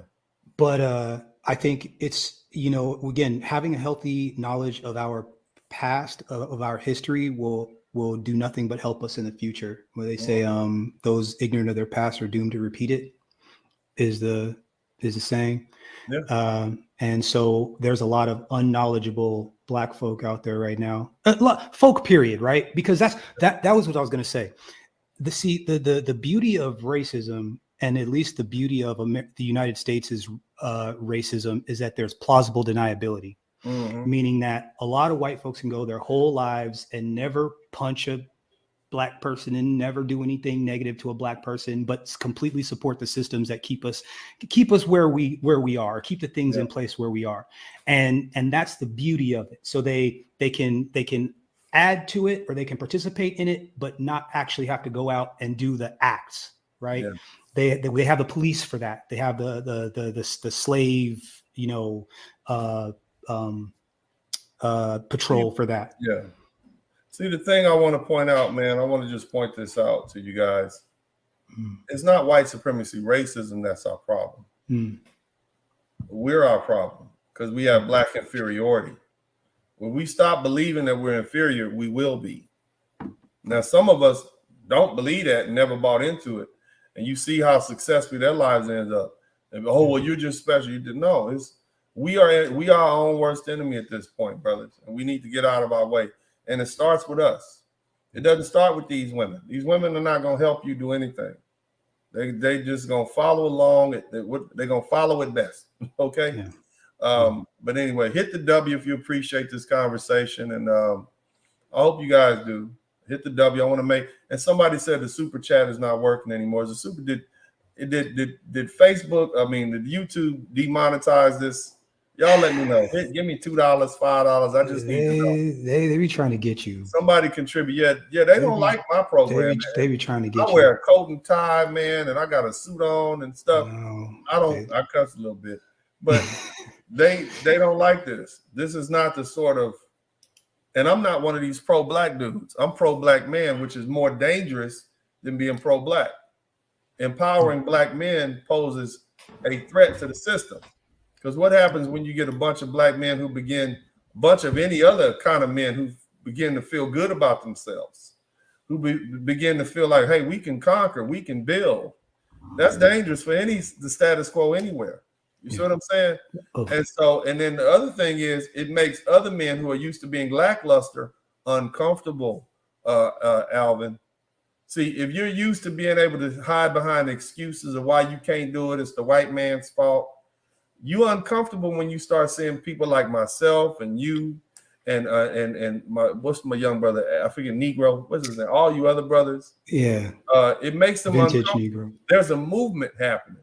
Yeah. You know what I'm saying? Vintage Negro. There's a movement happening of black men saying, hey, enough with the goddamn excuses. And matter of fact, it's more of us than it is of the slackers. Yeah. So you don't have an excuse anymore. This ain't 1960, 1980. No. There's more of us than there is of you. You see what I'm saying? So you're going to have to move with us, brother. We're going to carry this team forward. And a lot of y'all don't like that. Y'all can call it elitism. You can say it's educated lames versus, what do they call it? No. The brothers, the blue collar brothers hate y'all more than we do, because they actually getting out there turning wrenches and pipes and stuff like that. Yeah. They out there pulling lumber down and cutting down trees and stuff. And so they really don't like a shiftless man making excuses for why he can't succeed, because they're using their bodies. They're using their hands. They're using their arms and their backs and their necks. So they really don't like y'all. Yeah. You think I don't care what you do, as long as you ain't running up in my house and trying to steal my goddamn car. But the blue collar brothers who got to live with you, who got to live next to plumbers, electricians, those people that have to live in those working class neighborhoods, they hate y'all. Yeah. It's not me. They hate y'all. Yeah. You see what I'm saying? So I'm trying to save you from ass whooping. Okay. So just keep that in mind. But all that educated lame stuff, y'all need to stop. Y'all want me to ease up? Because see, it's funny, man. And I'm gonna say this, and I'm gonna talk about this a little bit more. It was all good till I start calling for their eradication. Then you play too rough. You play too rough, Uncle D. You saying eradicate us. You playing too rough. It was all good when we was educated lames and they was winning, but then I said just treat them like roaches and get rid of them. Oh, you play too rough. Oh, notice that the crying came out. Look at the internet. Google Dennis Sperling. He said eradication. Clutching pearls. Y'all just pull your goddamn skirts up on us, huh? You didn't know. See, let me tell you, young blood, something, man. Let me explain something to y'all, man. Jesus Christ. The world is going to be destroyed not by some thug with a handgun. It's going to be destroyed by PhDs. That's who's going to destroy it. MDs and SCDs. Those are the ones who create nuclear bombs. The reason that we're scared to death of an alien invasion from a superior group, a superior intelligent group, because when you're intelligent, you can rationalize and things a lot easier. The reason that they have more intelligent people being the lieutenants and the captains, because the captain and the general will give a kill order faster than some private, because that captain and that general has already studied this and contemplated this. Go out and kill them, go out and kill, period. And they'll do it and go have a cup of tea. So when you're dealing with intelligent, thoughtful men like myself, we've already processed these things. We know what needs to happen because we've studied history. And we understand that history is just the way you change history and change the course of history. Unfortunately, it's through culling the weak, bloodshed. You see what I'm saying? So for me to say, yeah, we need to get rid of the rapists and the child molesters and the predators that have destroyed the black community, that's very easy for me to say, because it's obvious that that's what has to happen for us to have a righteous, moral black society that we need to live in. And the fact that you got the Nation of Islam leaders, Minister Farrakhan, Malcolm X, all these other people, including the Hebrew Israelites, saying everything, along with many of the presidents around the world, it lets you know that that's where it is. So that made them, that was too rough. You see what I'm saying? But I thought they wanted to play rough. Didn't they want to play rough? No. They wanted to. They said play. Yeah. Not play. Not really be rough. And I was. They're gonna learn. It's been fascinating, man. I can't lie. Like some there's some legitimate tough guys out here like, oh my God, Dennis said to me, they called us roaches. You're roaches, yeah. Y'all roaches. Y'all roaches. Called us roaches. You're roaches. And he shouldn't be able to say things like that. I'm like, wow, these dudes sound like females. It's crazy. You sound like women. You sound like little girls. Crazy. And so what that really did was, in 2 or 3 weeks, 4 or 5 weeks, when y'all really get back to listening to them, you black men are going to lose a lot of respect for these so-called tough guys, because you're going to be like, these dudes really, and it's happening right now. Mm-hmm. See, what's going on now is brothers are saying, well, they ain't that tough. Why are we even tripping? You see what I'm saying? Mm-hmm. You're looking at them for what they are. And see, I grew up with these dudes. See, gangbangers run in gangs because they too weak to handle it on their own. Mm. That's why you need gangs. See, a lion, what? Just you. Yeah. You see what I'm saying? But what? Hyenas and dogs run in packs. Lions don't need no help. You understand what I'm saying? No. I don't need help. I whoop all y'all asses in a row at the same time. You see what I'm saying? Because I pull what we used to call back in LA, I pull your whole card, because I know who you really are. You're really a bunch of cowards, and you hide behind that false bravado. No. And at the end of the day, y'all really just scared little boys. Yeah. And I'm a grown ass man, and I know what you're scared of. You scared of responsibility. You scared of being called out. You scared of having to put up or shut up. That makes you uncomfortable because you're afraid. Yeah. And I know fear. I can hear the fear in your voice. All that talking y'all doing about that's fear. I hear it. You're afraid. And I'm okay with that. I love you, and I love you, brothers. But I had to really show you who you are. You're afraid. You're afraid things are changing. You're afraid you're being left behind. The reason you call these black men educated lames is because you're afraid that they're leaving you behind. You're afraid that little hood rat that you like might turn around and start liking him, the dude with the suit on. Not me, because I talk ebonics and shit. Not me. I'm talking about the young college dude. You're afraid. You see what I'm saying? And I get it. And it's okay to be afraid. But what you can't do is attack the brothers like myself, Green Gorilla, T. Hassan Johnson, Kevin Samuels, for forcing you to step your game up, man. Yeah. You can't, Dr. Ronald O'Neill, you can't get mad at us for saying it's time to step your game up, man. Yeah. No longer we aren't gonna be riding around in these Hyundais no more. We're gonna get some Rolls Royces and some Bentleys. That's right. You see what I'm saying? It's that time. Be happy I'm doing it and not this white man. Yeah. You see what I mean? Because I actually love you and I want to see you do well. I want to see all you brothers do well, man. Yeah. Real talk. I met a goddamn former drug dealer in front of the goddamn Nation of Islam. Tell me, I said, well, brother, what you up to now? Well, it's been years ago. I'm like, well, you know that shit was wrong, right? He said, yeah, I understand that. That's why I joined the Nation. I denounced. I'll do. I'm like, okay, well, give me a call. I said, but still, you see what I mean? You got to spend the rest of your life denouncing what you did in the past, not bigging it up, not making other youngsters think it's the right thing to do, and you got them headed down the path of destruction. You see what I mean? That's not how this works. You see what I mean? You denounce that shit, and we move on as a group. But anyway, y'all better lead. Look, don't. I'm not the one. Uncle D is on what they call it. I'm on the firewall now.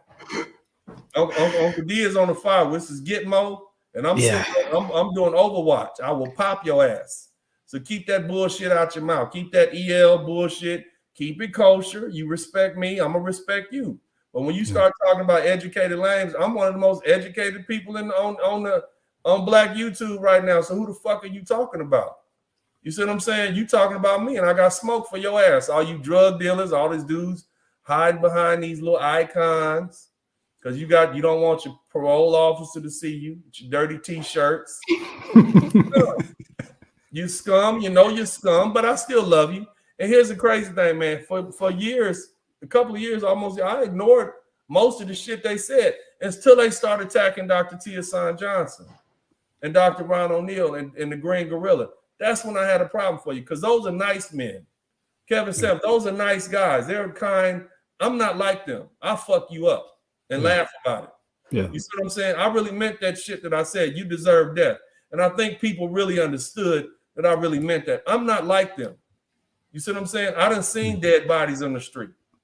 I done cousins dying and shit in my arms. Yeah. I'm not like them. Yeah.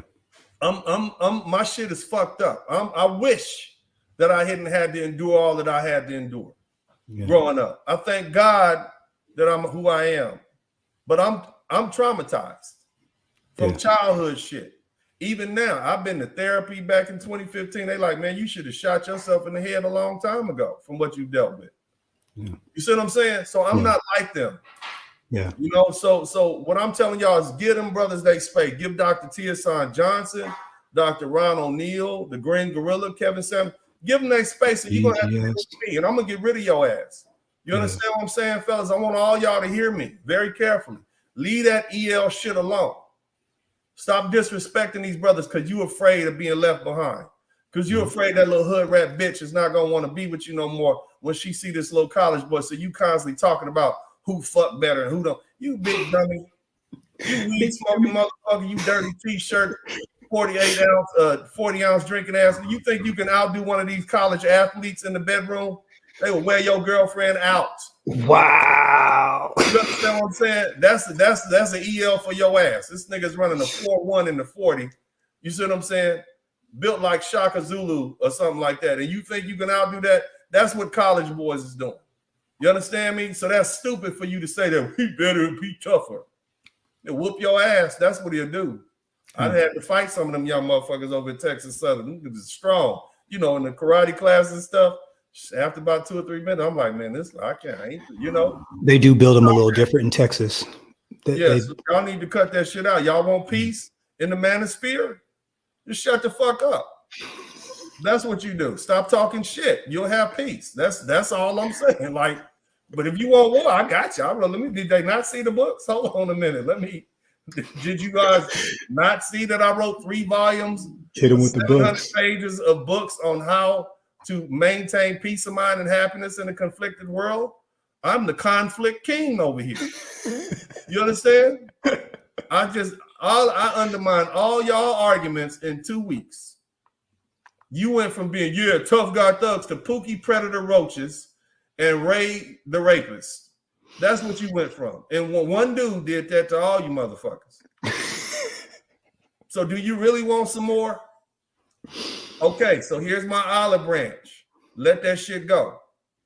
You understand? And stop bringing up Brother Malcolm X and your bullshit to try to defend yourself, because all you doing is tearing down his legacy. Yeah. All right, so this is going to be the last week of me burying you motherfucking cockroaches. Excuse me for cussing. I'm going to bury all this, and I'm going to let this shit go. But if I hear any motherfucker talking that shit about EL shit again, I'm going to come back, and it's going to be worse. I'm going to start pulling prison jackets and talking about how many of you motherfuckers been raped in prison. I know you motherfucking wardens. I'm going to pull your not your criminal record, you dumb motherfucker, your prison jackets. The shit, the little conversations you said slick behind the door to the PO, to the correctional officer, and how you got somebody fucked you in the ass and shit. And I'm going to bring all that shit up. I'm going to expose the shit is going to mysteriously get leaked onto the manosphere somewhere, and everybody's going to know what kind of shit that you did while you was in prison with your little dope dealing asses, your little wannabe tough asses. I'm going to tell you what them old dudes did to your ass in prison. So keep playing with me. Now, some of y'all who know me, you know I'll do it. And I ain't going to have no emotions about it.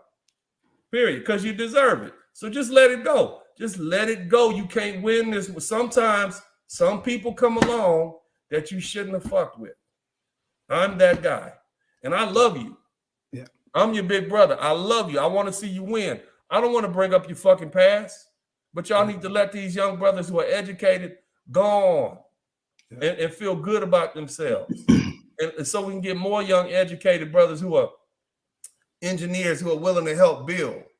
That's what we need. We don't need no more thugs and rappers and gang. We don't need no more of that.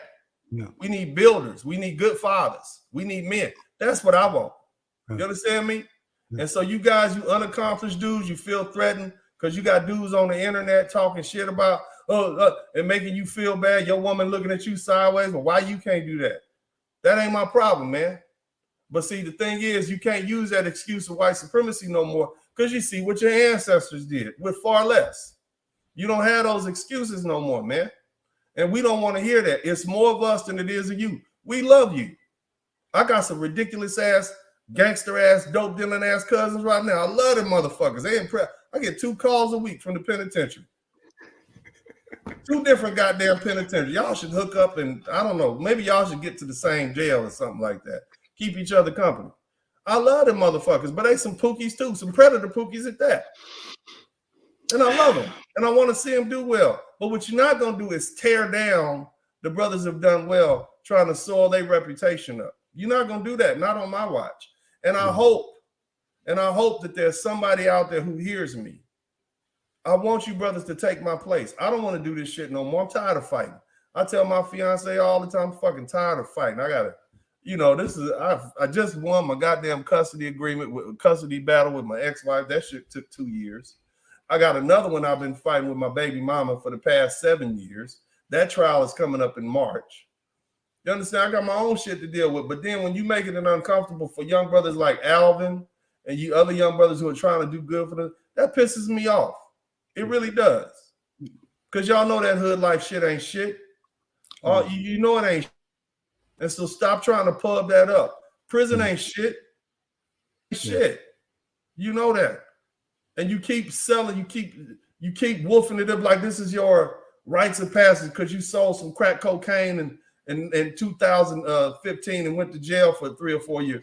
No, you're an idiot. You're an idiot and you committed genocide, you sold it to your own people, and your dumb ass got caught. So that's nothing that we want to look forward to. We want plumbers, electricians, engineers. We want construction workers. We want post office, firemen, police officers. We want lawyers, doctors, entrepreneurs. What is that shit called when they computer programmers, astronauts? That's what we want. That's what black men, that's what I want for you. You understand? And so this shit is going to die with me. It was my generation that started this thug shit, and it's going to be my generation that ends this thug shit. Before my generation, they wasn't sagging their pants and out there selling that dope. That's on me. So all you Generation X motherfuckers, it's on us to bury this shit. We can't let these children keep dying in our wake. They look up to us. Remember that. It's on us to bury this shit. So I appreciate what Dr. T.S. Johnson's doing. He's trying to bury it. Kevin Samuels, he's trying to bury that image that we have. Green Gorilla, Ron O'Neal, they're trying to bury that shit, man. And I'm going to fucking put a bullet in the motherfucker to bury it. You understand me?